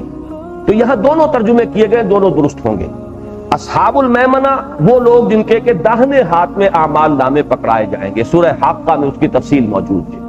اور اصحاب المشأمہ وہ لوگ کہ جن کے بائیں ہاتھ میں ان کے اعمال نامے تھمائے جائیں گے۔ لیکن مشأمہ کا لفظ بھی عربی زبان میں دوسرے معنی میں بھی ہے، بدبختی، کسی شخص کا بد نصیب ہونا۔ اسی لیے ایک لفظ اردو میں مستعمل ہے، کتابی اردو میں، شومی قسمت۔ یہ شومی قسمت کیا ہے؟ یہ وہی مشأمہ سے لفظ بنا ہے۔ تو وہ اصحاب المیمنہ، اصحاب المشأمہ، دو گروہ تو یہ ہوئے۔ فاصحاب المیمنۃ ما اصحاب المیمنہ، یہ ما جو ہے یہ کسی شے کے اظہار تعجب کے لیے آتا ہے کہ کیا اعلیٰ شان ہوگی، اور اصحاب المشأمہ کیا ہی بری کیفیت ہوگی، کیسا برا حال ہوگا ان کا، جو بدبختی والے ہیں، جو شومی قسمت کا شکار ہوئے، یا یہ کہ جو جن کے باہنے ہاتھ میں، بائیں ہاتھ میں جن کے اعمال نامے تھمائے جائیں گے۔ فاصحاب المیمنۃ ما اصحاب المیمنہ واصحاب المشأمۃ ما اصحاب المشأمہ۔ اب تیسرا گروہ کون سا ہے؟ والسابقون السابقون اولئک المقربون، اور سبقت کرنے والے، آگے بڑھ جانے والے۔ اس لفظ کو اچھی طرح نوٹ کیجئے، سبقت کسے کہتے ہیں؟ آگے بڑھنا۔ مسابقت کا لفظ بھی عربی میں ہے، دوڑنا، آگے بڑھنا۔ استباق بھی ہے، کوئی ایک شے جو ہے کسی کو نشانہ بنا کر، وَلِكُلِّ وِجْهَةٍ هُوَ مُوَلِّيهَا فَاسْتَبِقُوا الْخَيْرَاتِ، ہر ایک نے اپنا کوئی نہ کوئی ہدف مقرر کیا ہوا ہے جس کی طرف وہ دوڑ لگا رہا ہے۔ تو اے مسلمانوں، تم نیکیوں کی طرف دوڑ لگاؤ، تم نیکیوں کو اپنا ہدف بناؤ، نیکیوں کو نشانہ بنا کر اور ایک دوسرے سے آگے نکلنے کی کوشش کرو۔ تو مسابقت جو ہے، دین میں مسابقت، ایمان میں مسابقت، اعمال صالحہ میں مسابقت، انفاق فی سبیل اللہ میں مسابقت، جہاد فی سبیل اللہ میں مسابقت، جن لوگوں کو یہ میسر ہوگی وہ ہوں گے سابقون۔ والسابقون السابقون، اب یہاں پر پہلا سابقون مبتدا ہے، دوسرا خبر ہے، اور اس میں خاص کیفیت پیدا کر دی گئی، اور جو آگے بڑھ جانے والے ہیں وہ تو ہے ہی آگے بڑھ جانے والے، یعنی ان کا کیا ذکر، ان کا کیا کہنا، وہ تو ہے ہی آگے نکل جانے والے، وہ تو بہت آگے نکل گئے۔ اولئک المقربون، یہ وہ ہوں گے جنہیں قریب کر لیا جائے گا. مقرب جو ہے اس میں مفعول ہے، تقریب قریب کرنا، اور مقرب ہوگا قریب کرنے والا. مقرب جس کو قریب کر لیا گیا، اللہ تعالیٰ انہیں قریب فرما لیں گے. تقرب کا لفظ استعمال ہوتا ہے قربت حاصل کرنا، اللہ کے قریب آنے کی کوشش کرنا. تقرب بالنوافل اور تقرب بالفرائض، فرائض کے ذریعے سے اللہ کا قرب حاصل کرنا یا نوافل کے ذریعے سے اللہ کا قرب حاصل کرنا. یہ ایک اہم حدیث کا مضمون ہے، اس وقت میں اس کا یعنی حوالہ زیادہ تفصیل میں نہیں دینا چاہتا. تو تقرب کے معنی ہوگے قریب ہونا، تقریب کے معنی ہوگے قریب کرنا. اس تقریب سے اس میں مفعول ہوا مقرب. اولئک المقربون، یہ وہ ہوں گے جنہیں قریب کر لیا جائے گا. اللہ کے ہاں انہیں بہت ہی قریب کے درجات حاصل ہوں گے، اللہ کا قرب کا مرتبہ حاصل ہوگا. فی جنات النعیم، یہ ہوں گے نعمتوں والے باغات کے اندر. سلۃ من الاولین وقلیل من الاخرین. اب یہاں نوٹ کیجئے، سلہ کا لفظ اس کے معنی ہے گروہ کثیر، انبوہ کثیر، کثیر تعداد میں. قلیل کے مقابلے میں لفظ آ رہا ہے. پہلوں میں سے کثیر ہوں گے، بڑی تعداد میں ہوں گے یہ مقربون، یہ اعلیٰ درجے حاصل کرنے والے، اور پچھلوں میں سے قلیل تعداد میں ہوں گے، تھوڑی تعداد میں ہوں گے. یہی آگے چل کر آئے گا اصحاب الیمین کے ذکر میں. وہاں فرق ہوگا کہ سلۃ من الاولین و سلۃ من الاخرین. وہ جو اصحاب الیمین ہے، دوسرے درجے کے جو جنتی ہیں، ان کے بارے میں فرمایا جائے گا کہ وہ پہلوں میں بھی کثیر تعداد میں ہوں گے اور پچھلوں میں سے بھی بہت کثیر تعداد میں ہوں گے. یہاں ایک بہت اہم سوال پیدا ہوتا ہے کہ اولین اور آخرین سے مراد کیا ہے؟ اس لیے کہ اولین اور آخرین جو ہے یہ تو ایک ریلیٹو ٹرم ہے، یہ تو ایک یعنی نسبت کے ساتھ ہوگا، کس کے اول کس کے آخر. مثلا ایک مفہوم یہ ہو سکتا ہے، یعنی جہاں تک منطقی اعتبار سے امکان ہے اس کو رد نہیں کیا جا سکتا، کہ پوری نسل آدم کو ایک وحدت تصور کیا جائے. پہلی امت ہے اور یہ پچھلی امت ہے، یہ تو آخری امت ہے. حضور صلی اللہ علیہ وسلم نے فرمایا انا آخر الرسل وانتم آخر الامم، میں آخری رسول ہوں اور تم آخری امت ہو. تو گویا کہ پھر یہ امت آخرین میں سے بنتی ہے، اور پچھلی جو امتیں ہیں اور ان میں سے بھی جو سب سے پہلی ہوں گی وہ اولین میں بنیں گی. اور اس اعتبار سے گویا کہ درجہ پہلی امتوں کا جو ہے وہ فضیلت والا ثابت ہو جائے گا امت محمد پر صلی اللہ علیہ وسلم. اس لیے کہ پہلوں میں سے تو مقربین جو ہے وہ بھی کثرت سے ہوں گے، اور جو اصحاب الیمین ہیں وہ بھی کثرت سے ہوں گے، جبکہ پچھلوں میں مقربین تو بہت قلیل ہوں گے. زیادہ تعداد اگر ہوگی بھی نیکوکاروں کی تو وہ اصحاب الیمین کی ہوگی، وہ دوسرے جنتوں کی ہوگی. لہذا یہ معنی یا یہ مفہوم بالبداہت غلط ہے، اس لیے کہ متعدد احادیث نبویہ میں یہ بات وضاحت کے ساتھ عرض کر دی گئی ہے کہ تمام امتوں میں جو مطلق فضیلت ہے وہ مطلق فضیلت امت محمد کو حاصل ہے. چنانچہ امام بخاری رحمۃ اللہ علیہ نے ایک بڑی طویل حدیث نقل کی ہے حضرت عبداللہ ابن عمر سے رضی اللہ تعالی عنہما. طویل حدیث کا میں مفہوم صرف بیان کر رہا ہوں. مثال یہ دی گئی ہے کہ اللہ تعالیٰ کسی ایک شخص نے کچھ لوگوں کو کام پر لگایا اور فجر سے لے کر ظہر تک ان سے محنت لی اور انہیں جو بھی مقرر ان کا کیا گیا تھا اجر وہ دے دیا. دوسرے لوگوں کو ظہر سے عصر تک کام پہ لگایا، انہیں بھی اتنا ہی اجر دے دیا. اب پہلوں کو شکایت ہوئی تو وہ شخص نے کہا بھائی میں نے تم سے جو وعدہ کیا تھا اس میں تو کوئی کمی نہیں کی، میں نے تمہاری اجرت جو طے کی تھی وہ دے دی ہے، اور جو ان کو میں دے رہا ہوں وہ میری مرضی ہے، تو اس پر اعتراض کرنے والے کون؟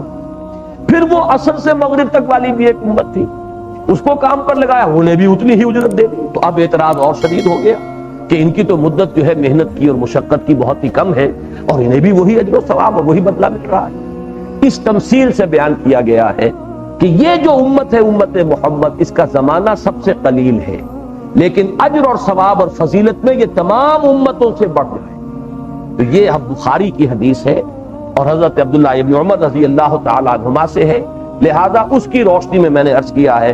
اور بھی بقیہ احادیث ہیں جس سے یہ ثابت ہوتا ہے کہ فضیلت مطلقہ امت محمد کو حاصل ہے جمیع امم پر جو بھی دنیا کے اندر ہوئی ہیں نسل انسانی میں. لہذا وہ مفہوم تو بالکل نہیں ہوگا کہ آخرین اور اولین کو پوری نوع انسانی کے حوالے سے لیا جائے. اب تو دوسرا مفہوم یہ ہوگا کہ اس کو امت محمد کے حوالے سے معین کیا جائے صلی اللہ علیہ وسلم، لیکن اس میں بھی دو امکانات ہیں۔ ایک امکان، اور وہ میرے نزدیک دونوں کے دونوں صحیح ہو سکتے ہیں، اس میں یہ ہے کہ اب ذوق کی بات ہوگی اور اس میں کچھ چیزیں ہیں جو میں ابھی آپ کے سامنے رکھوں گا۔ ایک مفہوم تو یہ ہے کہ یہ صحابہ کا بیان ہو رہا ہے، صحابہ میں سے پہلے آنے والے اور صحابہ میں سے وہ جو بعد میں ایمان لائے، اگرچہ حضور ہی کے زمانے میں ایمان لائے تبھی وہ صحابی شمار ہوئے، لیکن یہ کہ بہرحال درجوں کا فرق ہے، اس لیے کہ قرآن مجید میں سورہ توبہ میں فرمایا السابقون الاولون من المہاجرین والانصار والذین اتبعوہم باحسان رضی اللہ عنہم ورضوا عنہ، وہ لوگ مہاجرین اور انصار میں سے جو سب سے پہلے سبقت کر کے ایمان لائے، اور وہ لوگ کہ جنہوں نے ان کی پیروی کی خوبصورتی کے ساتھ، پورے حسن نیت کے ساتھ۔ اب ظاہر بات ہے کہ ان کے درجے برابر تو نہیں ہو سکتے۔ میں مثال دیا کرتا ہوں کہ کسی جنگل میں سے اگر آپ کو گزرنا ہو، کوئی پگڈنڈی بنی ہوئی نہ ہو تو 10 دفعہ آپ سوچیں گے، لیکن کوئی پگڈنڈی بنی ہوئی ہے تو آپ اللہ کا نام لے کر قدم رکھ دیں گے کہ پگڈنڈی بنی ہوئی ہے، کہیں نہ کہیں نکلے گی، کسی آبادی میں، کسی کٹیا تک یا جنگل سے باہر نکال دے گی۔ تو جن لوگوں نے پہلے پگڈنڈیاں بنا دی چل کر، ان کا بہت اونچا مقام ہے، جبکہ کوئی پگڈنڈی بنی ہوئی نہیں تھی۔ البتہ جو لوگ ان بنی ہوئی پگڈنڈیوں پر آئے ہیں، والذین اتبعوہم باحسان، جنہوں نے ان کی پیروی کی ہے، ان کے نشانات راہ پر چلے ہیں، تو اگرچہ حسن نیت کا صلہ پائیں گے وہ، اس لیے کہ انہوں نے اتباع باحسان کیا ہے، لیکن بہرحال درجے کے اندر فرق ہو جائے گا۔ سابقون الاولون کا درجہ جو ہے وہ بہت بلند ہے۔ یہی مضمون چونکہ اس سورت کے فوراً بعد آ رہی ہے سورہ حدید، اس میں بھی یہ مضمون آ گیا ہے کہ لا یستوی منکم من انفق من قبل الفتح وقاتل اولئک اعظم درجۃ من الذین انفقوا من بعد وقاتلوا وکلا وعد اللہ الحسنى۔ تم میں سے وہ لوگ برابر نہیں ہیں جنہوں نے کہ فتح سے پہلے انفاق کیا، قتال کیا، جان اور مال کھپائے فتح سے پہلے، جبکہ اسلام مغلوب تھا، مسلمان کمزور تھے۔ بدأ الاسلام غریبا، اسلام جو ہے وہ ابھی حالت غربت میں تھا۔ جن لوگوں نے اس وقت اسلام کا ساتھ دیا ہے ان کے درجے بہت بلند ہیں۔ اولئک اعظم درجۃ من الذین انفقوا من بعد وقاتلوا، ان کے درجے بہت بلند و بالا ہیں ان لوگوں کے مقابلے میں جنہوں نے بعد میں انفاق کیا اور قتال کیا۔ وَكُلًّا وَعَدَ اللَّهُ الْحُسْنَى، اور سب سے اللہ کا وعدہ بہت اچھا ہے، سب کو نیک درجے دے گا، وہ نیک ثواب دے گا، بہت عمدہ بدلہ دے گا، لیکن درجے تو ہیں۔ تو صحابہ کرام میں بھی اولین و آخرین میں ایک فرق رہے گا، لیکن یہ کہ دوسری صورت کیا ہے کہ پوری امت کے حوالے سے ہو۔ اگر پوری امت کے حوالے سے اولین و آخرین آ رہا ہے تو بھی یہ بات صحیح ہے، اور میں قرآن مجید کے اور احادیث کے حوالے سے یہ ثابت کرنا چاہتا ہوں کہ اس امت کے آخری حصے کے بارے میں بھی حضور صلی اللہ علیہ وسلم نے یہ گواہی دی ہے کہ اس کے آخری حصے میں بھی وہ لوگ ہوں گے جو اصحاب، جو مقربین ہیں، السابقین ہیں، وہ ان کا درجہ پائیں گے۔ اس کے لیے میں حدیثیں آپ کو سنا رہا ہوں، حضرت انس سے مروی ہے اور یہ ترمذی کی روایت ہے۔ عن انس قال قال رسول اللہ صلی اللہ علیہ وسلم مثل امتی مثل المطر، میری امت کی مثال بارش کی سی ہے، لا یدرا اولہ خیر ام آخرہ، بارش کے بارے میں یہ نہیں کہا جا سکتا کہ اس کا پہلا حصہ بہتر ہے یا پچھلا حصہ بہتر ہے، پہلا حصہ پانی کا جو ہے وہ جذب ہوا، یا یہ کہ پہلا حصہ بہہ کر چلا گیا، بعد میں جو آیا وہ جذب ہو کر زمین میں رویدگی کا ذریعہ بنا۔ تو بارش کے بارے میں یہ کہنا مشکل ہے۔ بالکل اسی طرح میری امت کی مثال ہے کہ یہ کہنا مشکل ہے کہ اس کا پہلا حصہ اعلیٰ تھا یا پچھلا۔ اگرچہ ایک فضیلت جو ہے صحابہ کرام کو، پھر ان کے بعد تابعین، پھر تبع تابعین کو حاصل ہے، لیکن یہ کہ وہ ہے مجموعی طور پر۔ ہو سکتا ہے افراد کے اعتبار سے جو بعد میں آنے والے ہیں ان میں ایسے ایسے افراد پیدا ہو جائیں کہ جو درجے کے اعتبار سے ان کے ہم پلہ بن جائیں۔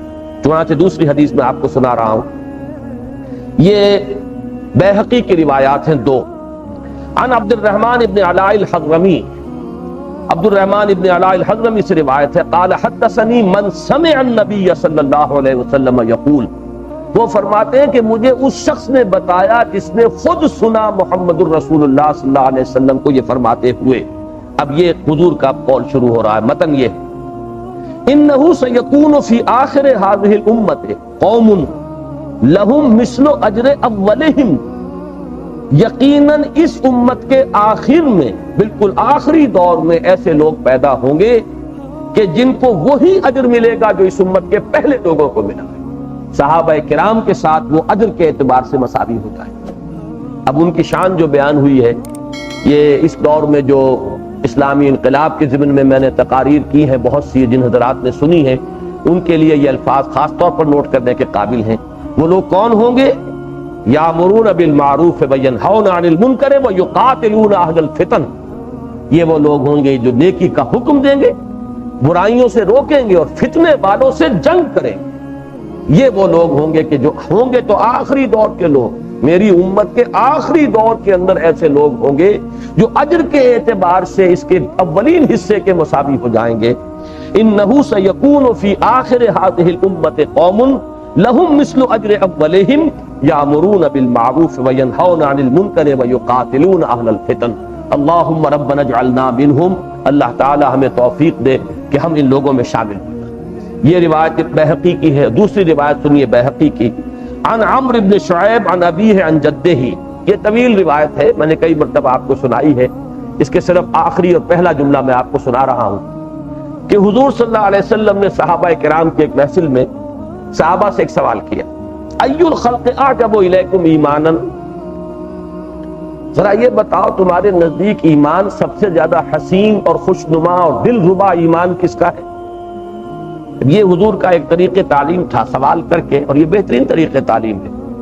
آپ شاگردوں سے سوال کریں، ان کے اندر جو صلاحیت ہے اسے بیدار کرنے کی کوشش کریں، پھر جو بات سامنے آتی ہے تو پھر وہ ریسیپٹیو موڈ ہوتا ہے، طالب علم جو ہے وہ سمجھنا چاہتا ہے، خود سننا چاہتا ہے کہ جو میں نے اٹیمپٹ کی تھی وہ صحیح ہوئی یا غلط ہوئی۔ تو سوال کیا، ای الخلق اعجب الیکم ایمانا، ذرا سوچو تو صحیح، بتاؤ تمہارے نزدیک سب سے حسین ایمان کس کا ہوگا، سب سے دل ربا؟ اعجب کا لفظ ہے، عجب عجیب شے عربی زبان میں کہتے ہیں جو بہت حسین ہو، دل ربا ہو، دل کو بھانے والی، تو وہ ایمان کس کا ہوگا؟ اب صحابہ کی پہلی اٹیمپٹ جو تھی وہ یہ تھی کہ انہوں نے کہا الملائکہ، فرشتوں کا ایمان۔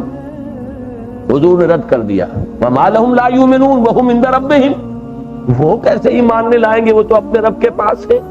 جو انسانوں کے لیے غیبی امور ہے، فرشتوں کے لیے وہ سامنے کی چیز ہے، تو سامنے آنے پر تو ابو جہل بھی ایمان لے آئے گا، اس سے بڑا مومن کوئی رہے گا ہی نہیں، تو اس میں ان کا کمال کیا ہوا؟ وما لهم لا یؤمنون وهم عند ربهم۔ صحابہ کی دوسری اٹیمپٹ یہ تھی فالنبیون، پھر نبیوں کا ایمان۔ آپ نے فرمایا وما لهم لا یؤمنون والوحی ینزل علیہم، وہ کیسے ایمان نہ لاتے یا کیسے ایمان نہ لائیں جبکہ ان پر وحی نازل ہوتی ہے۔ اب یہ بھی ایک گویا کہ حضور نے اس کو بھی رد کیا۔ اب انہوں نے بڑی ہمت کی ہوگی کہ پھر تیسری اٹن میں انہوں نے کہا فنحنو، پھر ہم ہیں، پھر ہمارا ایمان ہونا چاہیے سب سے اعلیٰ۔ تو حضور نے اس کو بھی رد کیا، وما لکم لا تؤمنون، تم کیسے ایمان نہ لاؤ، وانا بین اظہرکم، میں تمہارے مابین موجود ہوں، مجھے دیکھ رہے ہو، میری صحبت سے فیضیاب ہو رہے ہو، تو تمہیں اگر ایمان حاصل ہو گیا تو یہ کون سی عجیب بات ہوئی؟ پھر اب آپ نے جواب دیا ہے خود یہ تین ان اٹیمپٹس کو رد کر کے، ان اعجب الخلق الی ایمانا، میرے نزدیک تو حسین ترین ایمان ان لوگوں کا ہوگا، لقوم، وہ لوگ، یکونون من بعدی، جو میرے بعد ہوں گے، یجدون صحفا فیہا کتاب اللہ، انہیں تو کچھ اوراق ملیں گے، کتابیں ملیں گی جس میں اللہ کی کتاب درج ہوگی، فیؤمنون بما فیہا، اور وہ ایمان لائیں گے اس پر کہ جو ان صحیفوں میں درج ہے۔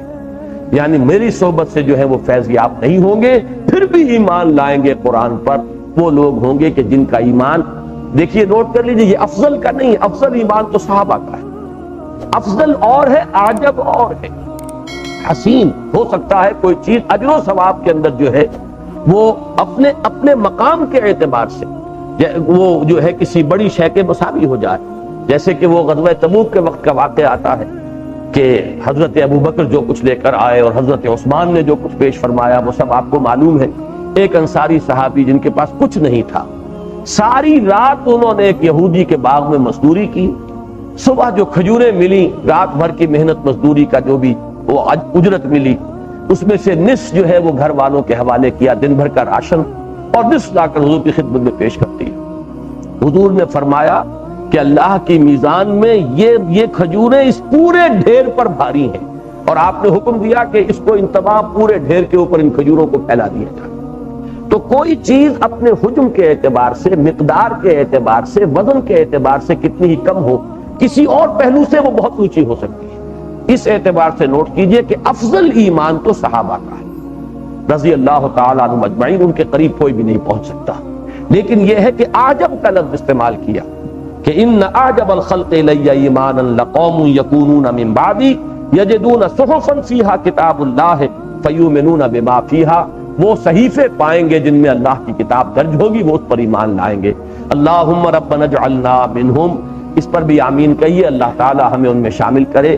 اس لیے کہ محض وہ ایمان نہیں کہ جو ہمیں موروثی طور پر مل گیا ہے کہ ہم مانتے ہیں کہ یہ اللہ کی کتاب ہے، بلکہ اس قرآن پر ہمارا حق الیقین قائم ہو جائے کہ واقعتاً یہ اللہ کا کلام ہے، تو پھر گویا کہ ہم اس درجے میں شامل ہو جائیں گے جن کے بارے میں حضور نے ارشاد فرمایا کہ وہ میرے نزدیک حسین ترین ایمان والے ہیں۔ یہ میں نے وضاحت کر دی ہے سلۃ من الاولین وقلیل من الاخرین، کہ یہ جو مقربین ہیں، سب سے آگے نکل جانے والے، یہ پہلوں میں تو گروہ کثیر ہوگا، پچھلوں میں کم ہوں گے، تعداد میں قلیل ہوں گے، پچھلوں میں وہ معدود چند افراد ہوں گے، پہلوں میں گروہ کثیر ہوگا۔ البتہ جو دوسرے درجے کے جنتی ہیں جنہیں اصحاب المیمنہ یا اصحاب الیمین کہا گیا ہے، اس میں الفاظ آئیں گے سلۃ من الاولین وسلۃ من الاخرین، وہ پہلوں میں بھی گروہ کثیر ہوگا اور پچھلوں کے اندر بھی گروہ کثیر ہوگا۔ اس کے بعد اب وہ جنت کی نعمتوں کا ذکر آ رہا ہے۔ میں اس کا صرف ترجمہ کروں گا، تشریح کا نہ یہاں موقع ہے نہ اس کی ضرورت ہے، اور واقعہ یہ کہ ان کی حقیقتیں تو وہاں جا کر کھلیں گی اگر اللہ تعالیٰ نے ہمیں ان جنتوں کا اہل سمجھا اور ہمیں ان میں داخل فرمایا، حقیقت تبھی کھلے گی۔ یہ الفاظ ہیں جو ہماری زبان میں جو بھی مفہوم قریب ترین لایا جا سکتا ہے جنت کی نعمتوں کا، ہماری زبان کے ان الفاظ کے حوالے سے ہمیں وہ قرب ذہنی عطا کر دیا گیا ہے، باقی وہ دنیا کی نعمتوں پر ہم انہیں قیاس نہیں کر سکتے۔ البتہ ایک مسئلہ اس میں آئے گا، وہ میں بعد میں بیان کر دوں گا کہ یہ جو دو مراتب ہیں ان کا تقابل ہم کریں گے سورہ رحمان کے دو مراتب سے، تو وہ یقیناً تفسیر کا ایک اہم نقطہ ہے۔ اب یہ جو مقربین کے لیے نعمتیں ہیں ان کا ذکر ہے، علی سرر موضونۃ، سرر جمع ہے سریر کی، سریر چارپائی کو بھی کہتے ہیں، تخت کو بھی کہتے ہیں۔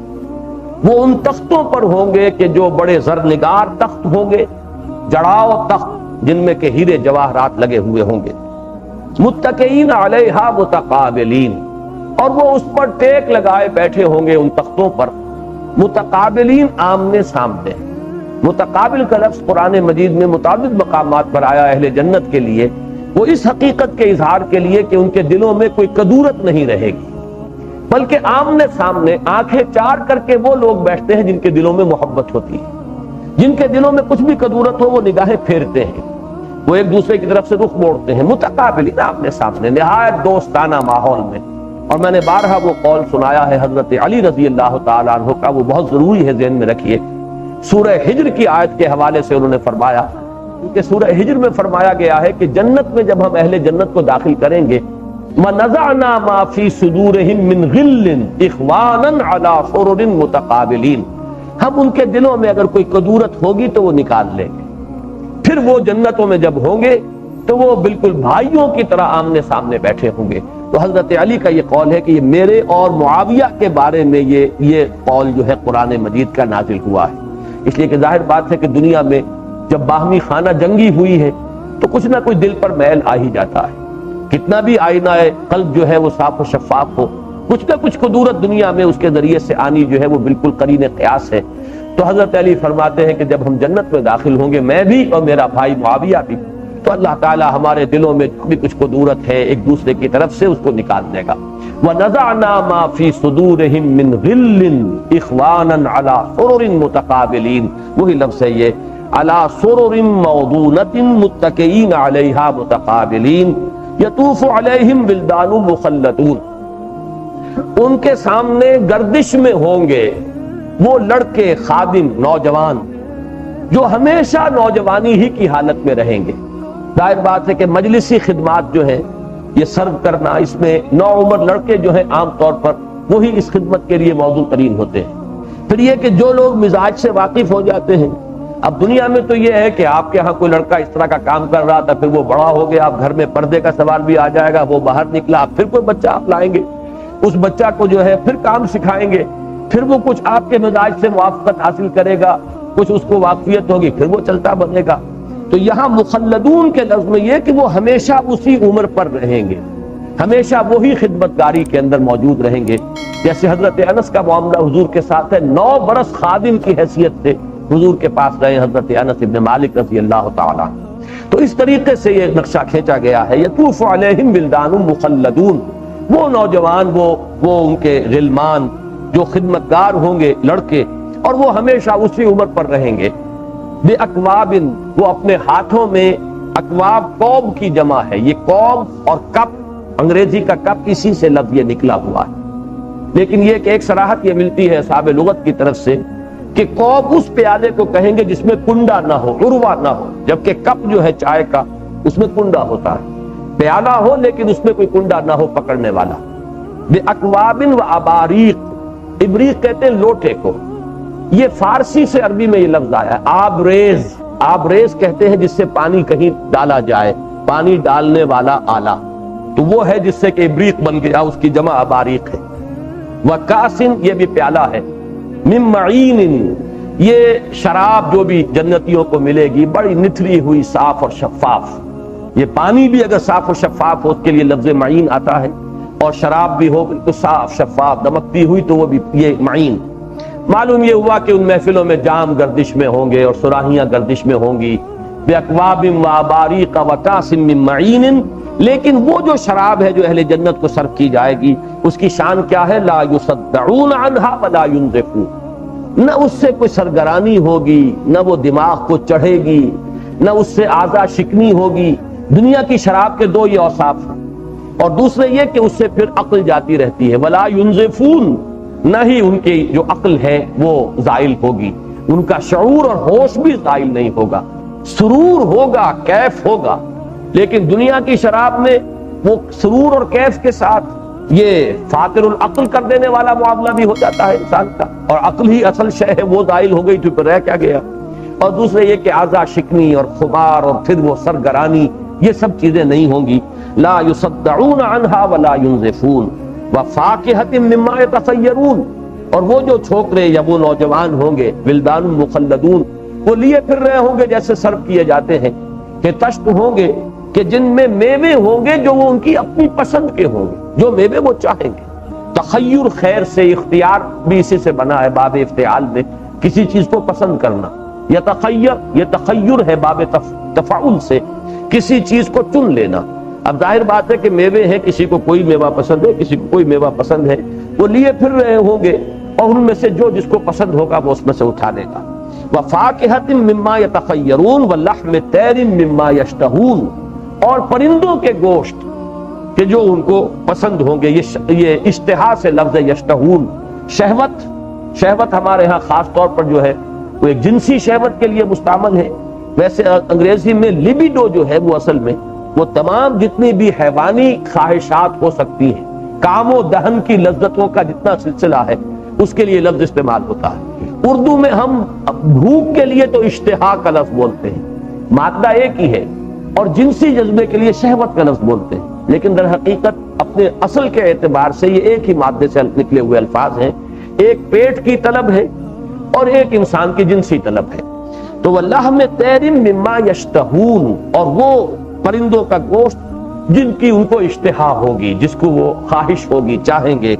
وَحُورٌ عِینٌ، اب یہاں دیکھیے کہ جو اعراب کی صورت ہے وہ بدل گئی ہے، یہ سب حالت جری میں آ رہے تھے۔ لحم طیرن فاکہۃ، اس لیے کہ یہ تو در حقیقت تابع ہے یطوف علیہم ولدان مخلدون کے، بے اکواب واباریق وکأس من معین وفاکہۃ مما یتخیرون ولحم طیر مما یشتہون۔ لیکن اب یہ حالت رفع میں آیا، وحور عین، اور وہ حوریں ہوں گی ان کے لیے، وہ ان کی بیویاں ہوں گی، انہیں عطا کی جائیں گی، جو نہایت خوش رنگ ہوں گی اور بڑی بڑی آنکھوں والی، غزال چشم۔ یہ عربوں کے ہاں یہ بڑی آنکھ جو ہے یہ حسن کا ایک بہت بڑا وصف، علامہ اقبال کا وہ شعر مجھے یاد آیا تھا جب میں پڑھ رہا تھا کہ چونکہ عرب رہے بہت طویل عرصے تک اسپین میں، اور وہ عربی خون جو ہے آج تک گردش کر رہا ہے ہسپانیہ کے لوگوں کے اندر، کہ آج بھی اس دور میں، آج بھی اس دیس میں عام ہے چشم غزال، اور نگاہوں کے تیر آج بھی ہے دل نشین۔ تو یہ چشم غزال جو ہے ہسپانیہ کے لوگوں کے اندر، یہ در حقیقت وہی عربی خون جو ہے یہ اس کا ظہور ہے۔ تو حور عین، وہ حوریں جو نہایت اچھی رنگت والی، خوش رنگ اور بڑی بڑی آنکھوں والی ہوں گی، کامثال اللؤلؤ المکنون، ایسے کہ جیسے موتی جنہیں چھپا کر رکھا جائے۔ یہ ہے انسان کی فطرت، عورت چھپا کر رکھے جانے والی شے ہے۔ عورت جو ہے در حقیقت وہ شمع محفل بننا جو ہے اس کا، وہ اس کی پرورشن ہے، وہ تو شمع خانہ بنے، در حقیقت گھر کے اندر رہنا، چھپ کر رہنا، اس کا عام نگاہوں سے بچے رہنا، یہی اس کا سب سے بڑا زیور اور اس کا سب سے بڑا حسن ہے۔ اسی لیے قرآن مجید میں جہاں بھی لفظ آئے گا اس طرح کا آئے گا کہ وہ گویا کہ جیسے کہ سورہ رحمان میں بھی آیا، حور مقصورات فی الخیام، وہ حوریں کہ جو خیموں کے اندر رکی رہنے والی ہوں گی، وہ بازاروں میں گھومنے والیاں نہیں، بلکہ یہ کہ خیموں کے اندر رکی رہنے والیاں، حور مقصورات فی الخیام۔ یہاں پر اسی کیفیت کو فرمایا ہے کہ کامثال اللؤلؤ المکنون، موتیوں کو چھپا کر رکھا جاتا ہے ڈبیوں کے اندر، اعلیٰ مخملی ڈبیوں کے اندر سنبھال کر رکھا جاتا ہے۔ تو در حقیقت عورت بھی اسی قبیل کی ایک شے ہے۔ حور عین کامثال اللؤلؤ المکنون جزاء بما كانوا يعملون، یہ بدلہ ہوگا اس کا کہ جو وہ کرتے رہے۔ یہاں ذرا یہ بات نوٹ کر لیجئے، قرآن مجید میں اللہ تعالیٰ کی طرف سے تو یہی بات کہی جاتی ہے بار بار کہ اہل جنت کو جو کچھ ہم دیں گے ان کے اعمال کا صلہ، ہماری طرف سے فضل بھی ہوگا، لیکن فضل جو ہے وہ ایک بات کی شے ہے، اصل شے ہے اجر انسان کے عمل۔ لیکن کبھی بھی اس دنیا میں کسی بھی شخص کو، کسی صاحب ایمان کو یہ دل میں خیال نہیں آنے دینا چاہیے کہ ہم اپنے عمل کی بنیاد پر جنت کے مستحق بن جائیں گے۔ عمل کریں، امکانی حد تک کریں، زیادہ سے زیادہ کریں، جتنی محنت ہے کریں، لیکن یہ کبھی یہ نہ سمجھا جائے کہ ہم اپنے عمل کی وجہ سے جنت کے مستحق ہو جائیں، بلکہ یہ کہ ہمیشہ انسان اپنی خامیوں پر نگاہ رکھے، اور ان خامیوں کو جب دیکھے گا تو کبھی بھی اسے یہ خیال نہیں ہوگا کہ میرا عمل یا میری محنت یا میری جو بھی قربانیاں ہیں یا ایثار ہے، جو بھی میں خدمت دین کا کام کر رہا ہوں، یا میری جو عبادت ہے وہ اس لائق ہے کہ وہ مجھے جنت میں پہنچا دے۔ ہمیشہ انسان یہ سمجھے کہ یہ اللہ کا فضل ہوگا تو ہم داخل ہوں گے، جیسے کہ وہ حدیث بھی آتی ہے، میں نے شروع میں بھی آپ کو سنائی ہے سورہ رحمان کے آغاز میں، کہ حضور نے فرمایا کہ کوئی انسان بھی جنت میں محض اپنے اعمال کی بنیاد پر نہیں جا سکے گا جب تک کہ رحمت خداوندی دستگیری نہ کرے۔ اور جب صحابہ میں سے کسی نے ہمت کی اور پوچھ لیا کہ کیا حضور آپ بھی؟ تو آپ نے فرمایا ہاں میں بھی۔ اب جب حضور کا یہ فرمانا اپنے بارے میں ہے، تابع دیگراں چہ رسد، اب کون شخص ہوگا جو اس خناس کے اندر مبتلا ہو سکے اور اس حماقت میں مبتلا ہو کہ میں اپنے عمل کی بنیاد پر جنت میں داخل ہوتا ہوں؟ عمل کرنا ہے، لیکن یہ سمجھتے ہوئے کہ بہرحال اللہ قبول فرما لے تو ہے کہ بیڑا پار ہو جائے، لیکن کیا پتا ہمارے ان اعمال و افعال کے اندر دین کی چاہے کتنی ہی ہم خدمت کر رہے ہوں، نہ معلوم کہیں ریا کا معاملہ آ جائے، کہیں سمعہ آ جائے، دکھاوا آ جائے، شہرت کی طلب آ جائے، کہیں نفس کا حظ شامل ہو جائے، تو سارے کیے کرائے پر پانی بھی پھر جائے گا، لینے کے دینے پڑ جائیں گے۔ وہ بڑے سے بڑے نیکی کے اعمال جو ہیں وہ شرک قرار پائیں گے۔ من صلی یرائی فقد اشرکا ومن صام یرائی فقد اشرکا ومن تصدق یرائی فقد اشرکا، جس نے دکھاوے کے لیے نماز پڑھی اس نے شرک کیا، جس نے دکھاوے کے لیے روزہ رکھا وہ شرک کر چکا، جس نے دکھاوے کے لیے صدقہ دیا وہ شرک کر چکا۔ تو اب آپ بتائیے، تو اس پہلو پر نگاہ رکھنی چاہیے ہمیں۔ باقی اللہ تعالیٰ جو ہے وہ ہماری حوصلہ افزائی کے لیے ہماری قدر افزائی فرمائے گا۔ اگر ہم اللہ تعالیٰ کے فضل و کرم سے جنت میں داخل ہوئے تو وہ فرمائے گا جزاء بما كانوا يعملون، یہ تمہارے اعمال کا صلہ ہے جو آج تمہیں مل رہا ہے۔ لا يسمعون فيها لغوا ولا تاثیما، نہیں سنیں گے وہ اس میں نہ کوئی لغو بات اور نہ ہی کوئی گناہ کی نسبت والی بات۔ یہ دو چیزیں ایسی ہیں کہ جن سے سابقہ دنیا میں بڑے سے بڑے نیکوکار آدمی کو رہتا ہے، یہاں تک کہ حضور صلی اللہ علیہ وسلم کو بھی یہ ٹارچر برداشت کرنا پڑا لغو باتیں کہی جا رہی ہیں، آپ کے بارے میں باتیں مشہور کر دی جائیں گی، آپ کا استہزاء ہو رہا ہے، تبصر ہو رہا ہے، مجنون ہے، پاگل ہے، دماغ خراب ہو گیا ہے، شاعر ہیں، ساحر ہیں، فینیٹکس ہیں، یہ ملاٹے ہیں، یہ اگلے وقتوں کے ہیں، یہ لوگ انہیں کچھ نہ کہو۔ اب یہ باتیں بے معنی ہیں، لیکن یہ کہ اس کا دل پر اثر ہوتا ہے، طبیعت پر تقدر ہوتا ہے۔ یہی وجہ ہے کہ خود حضور صلی اللہ علیہ وسلم کی دلجوئی کے لیے آیات نازل ہوئی، نون والقلم وما یسطرون ما انت بنعمت ربک بمجنون۔ اے نبی آپ کیوں غمگین ہوتے ہیں، کیوں ملول ہوتے ہیں؟ آپ اپنے رب کے نعمت سے کوئی مجنون تو نہیں ہے، ان کے کہنے سے کوئی مجنون تو نہیں ہو جائیں گے آپ۔ اسی طرح فرمایا وَلَقَدْ نَعْلَمُ أَنَّكَ يَضِيقُ صَدْرُكَ بِمَا يَقُولُونَ۔ اے نبی ہمیں خوب معلوم ہے کہ جو کچھ یہ کہتے ہیں ان سے آپ کا سینہ بھیجتا ہے۔ تو جنت میں ظاہر بات ہے کوئی لغو بات بھی سننی نہیں ہوگی، اور جن کا ذوق انتہائی لطیف ہو جاتا ہے وہ کوئی لغو بات سننا بھی گوارا نہیں کرتے، ان کی طبع سلیم کے اوپر وہ گراں گزرنے والی بات ہے۔ تعصیم جو ہے اسم سے باب تفعیل ہے، یعنی خام خواہ کسی چیز کی نسبت کرتے ہیں، آپ کے بارے میں غلط بات اڑا دینا، کوئی آپ کے بارے میں جھوٹا پروپیگنڈا ہو رہا ہے، اب وہ بات پھیل رہی ہے جنگل کی آگ کی طرح، یہاں تک کہ اگرچہ ابو جہل کو کہنے کی جرت نہیں ہوئی کہ حضور جھوٹے ہیں معاذ اللہ، لیکن قرآن مجید میں شہادت دی گئی ہے کہ کوئی بدبخت تو اس معاشرے میں ایسا تھا جس نے حضور کو کذاب بھی کہا، ساحر کذاب، یہ سورہ صاد کے شروع میں آیا۔ تو ان تمام چیزوں سے ایک کوفت ہوتی ہے۔ یہاں فرمایا کہ اہل جنت کے لیے کوئی فزیکل ٹارچر کا تو کوئی سوال ہی نہیں کہ کوئی انہیں تکلیف جسمانی لاحق ہو، یہ جو نفسیاتی کوفت ہوتی ہے کوئی ایسی ویسی بات سننے سے وہ بھی نہیں ہوگی۔ لا يسمعون فيها لغوا ولا تاثیما الا قیلا سلاما سلاما، وہاں تو سلام اور سلام کی آوازیں ہوں گی، فرشتے جیسے کہ ایک جگہ آ رہا یدخلون علیہم من کل باب، جنت کے ہر دروازے سے فرشتوں کی فوجیں داخل ہوں گی، انہیں سیلیوٹ کریں گی یا سلام کریں گی، تو ان کے لیے بہترین جو ہے وہاں پر وہ جو تحیت کے الفاظ جو ہیں وہی سننے کو ملیں گے، ان کے گوشت پر بھی کبھی گرانی نہیں ہوگی کسی لغو بات کے سننے سے۔ اب یہ تو ہو گئے اصحاب السابقون مقربون، اب آیا معاملہ اصحاب الیمین کا، وہ اصحاب الیمین ما اصحاب الیمین، اور داہنے والے کیا ہیں؟ وہ داہنے والے کیا کہنا داہنے والوں کا، فی صدر مخضود وطلح منضود وظل ممدود وماء مسکوب وفاکہۃ کثیرۃ لا مقطوعۃ ولا ممنوعۃ وفرش مرفوعۃ۔ اب یہ ان نعمتوں کا ذکر ہے بڑی تیزی کے ساتھ۔ وہ ہوں گے بیریوں میں کہ جو کانٹوں کے بغیر ہوں گی۔ یہ بیری کا درخت جو ہے اگرچہ عام طور پر ہمارے ہاں تو یہ کوئی اونچے میووں میں اس کا شمار نہیں ہے، لیکن بیریوں کی بے شمار اقسام ہیں۔ عمدہ بیر جو ہے وہ بہت عمدہ پھل کی حیثیت بھی رکھتے ہیں، اور کہا نہیں جا سکتا کہ اس درخت کا کیا معاملہ ہے خاص، کہ وہ سدرۃ المنتہا، سورۃ النجم جو اسی سلسلے کی سورت ہے، انہی 7 سورتوں میں سے ایک سورۃ النجم ہے، جس میں فرمایا گیا وہ سدرۃ المنتہا ہے، عالم لاہوت اور عالم ناسوت کے مابین وہ حد فاصل ہے، اور اسی کے قریب جنت الماوا ہے، اندہا جنت الماوا اذ یغشی السدرۃ ما یغشی۔ اسی بیری کے درخت پر حضور نے اللہ تعالیٰ کی تجلی کا مشاہدہ کیا ہے۔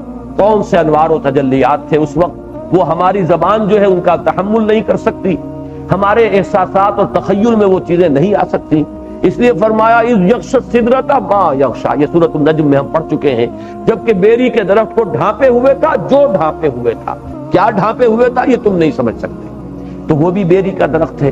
تو بہرحال اہل جنت کے لیے اصحاب الیمین کی جنتوں میں فی صدر مخضود، لیکن دنیا میں یہ بیری کے ساتھ کانٹا ہوتا ہے۔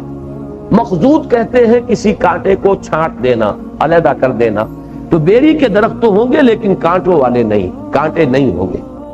وطلح منضود، طلح کہتے ہیں، یہ موز کا لفظ بھی آتا ہے عربی میں کیلے کے لیے، اور طلح کا لفظ بھی آتا ہے۔ کیلے تہ بر تہ، جس طریقے سے کہ کیلے کا آپ نے کبھی اگر دیکھا ہو جو اس کا خوشہ ہوتا ہے تو کس طریقے سے ایک دوسرے کے اوپر وہ سوار ہوتے ہیں، چڑھے ہوتے ہیں، وہ طلح منضود، یہ نظیر کہتے ہیں کسی چیز کا ایک دوسرے کے اوپر تہ بر تہ ہونا۔ وظل ممدود، اور سائے ہوں گے پھیلے ہوئے، یعنی یہ کہ دھوپ کی کوئی سختی جو ہے ان کے لیے نہیں ہے، بلکہ وہ باغات ہیں اور بڑے ہی گنجان باغات ہوں گے کہ سایہ ہی سایہ ہوگا، پھیلے ہوئے سائے، تا حد نگاہ جو ہے وہ انسان کو سایہ نظر آ رہا ہو۔ وماء مسکوب، اور پانی ہوگا جو کہ چلا دیا گیا، بہایا ہوا پانی، پانی بہ رہا ہوگا، چشمے اور دریا جو ہیں وہ رواں دواں ہوں گے، وفاکہۃ کثیرہ، اور میوے ہوں گے کثیر تعداد میں، لا مقطوعۃ ولا ممنوعہ، نہ تو وہ توڑے گئے ہوں گے، ٹوٹیں گے، ایسا سلسلہ کبھی نہیں ہوگا۔ دنیا میں پھل آتا ہے، ایک وقت میں پھل اتار لیا جاتا ہے ورنہ وہ خراب ہو جاتا ہے، درخت کے اوپر سے پھل آپ کو اتار لینا ہے، لیکن جنت کے درخت اس نوعیت کے نہیں ہوں گے، بلکہ وہ ہمیشہ درختوں کے اندر لگے رہیں گے، ولا ممنوع، اور بالکل ان کی دسترس سے باہر نہیں ہوں گے، یہ نہیں ہو کہ ان کو لینے میں جیسے کہ دانیۃ علیہم ظلالھا، یہ جو سورہ دہر کے اندر آئے گا کہ معلوم ہوتا ہے کہ وہ اس طریقے سے ان کی شاخیں جھکی ہوئی ہوں گی کہ ذرا سا جو بھی طلب آپ کے اندر پیدا ہوئی اور آپ نے اشارہ کیا اور وہ پھل آپ کے ہاتھ میں آ گیا، لا مقطوعۃ ولا ممنوعہ۔ یعنی مجھے وہ یاد آ رہی ہے وہ انگریزی کی کہانی اور اس کا پھر جو ایک لیسن ہے، دی گریپ آر ساور، کہ یہ انگور جو ہے کھٹے نہیں ہوں گے کہ اتنے اونچے ہوں، لگے تو نظر آ رہے ہیں لیکن ہاتھ ہی وہاں نہ جا رہا ہو، اور انسان کوشش کرنے کے بعد کہے کہ یہ انگور کھٹے ہیں، یہ میرے کام کے نہیں ہیں۔ تو ممنوعہ کا لفظ جو ہے کہ جو دسترس سے باہر ہو، جو کہ آپ کے ہاتھ ہی نہ آ سکے، تو اس کا کیا فائدہ؟ لا مقطوعۃ ولا ممنوعہ وفرش مرفوعہ، اور ان کے لیے فرش ہوں گے، بچھونے ہوں گے اونچے۔ یہ در حقیقت لفظ اسی کے لیے سریر کے لیے، سرر کے لیے آیا ہے۔ ایک بچھونا وہ ہوتا ہے جو زمین پر بچھوا ہوا ہو، ایک وہ کہ جو چارپائی ہے یا تخت ہے وہ زمین سے بلند، تو وفرش مرفوعہ، اور ذرا اونچے ان کے لیے بچھونے ہوں گے۔ اگر آپ کو ہماری ویڈیو اچھی لگی ہو تو ہمارے چینل کو سبسکرائب ضرور کریں۔ ڈاکٹر اسرار احمد رحمۃ اللہ علیہ کی وفات کے لیے سورہ فاتحہ پڑھ کر کامنٹ میں آمین لکھیں۔ شکریہ۔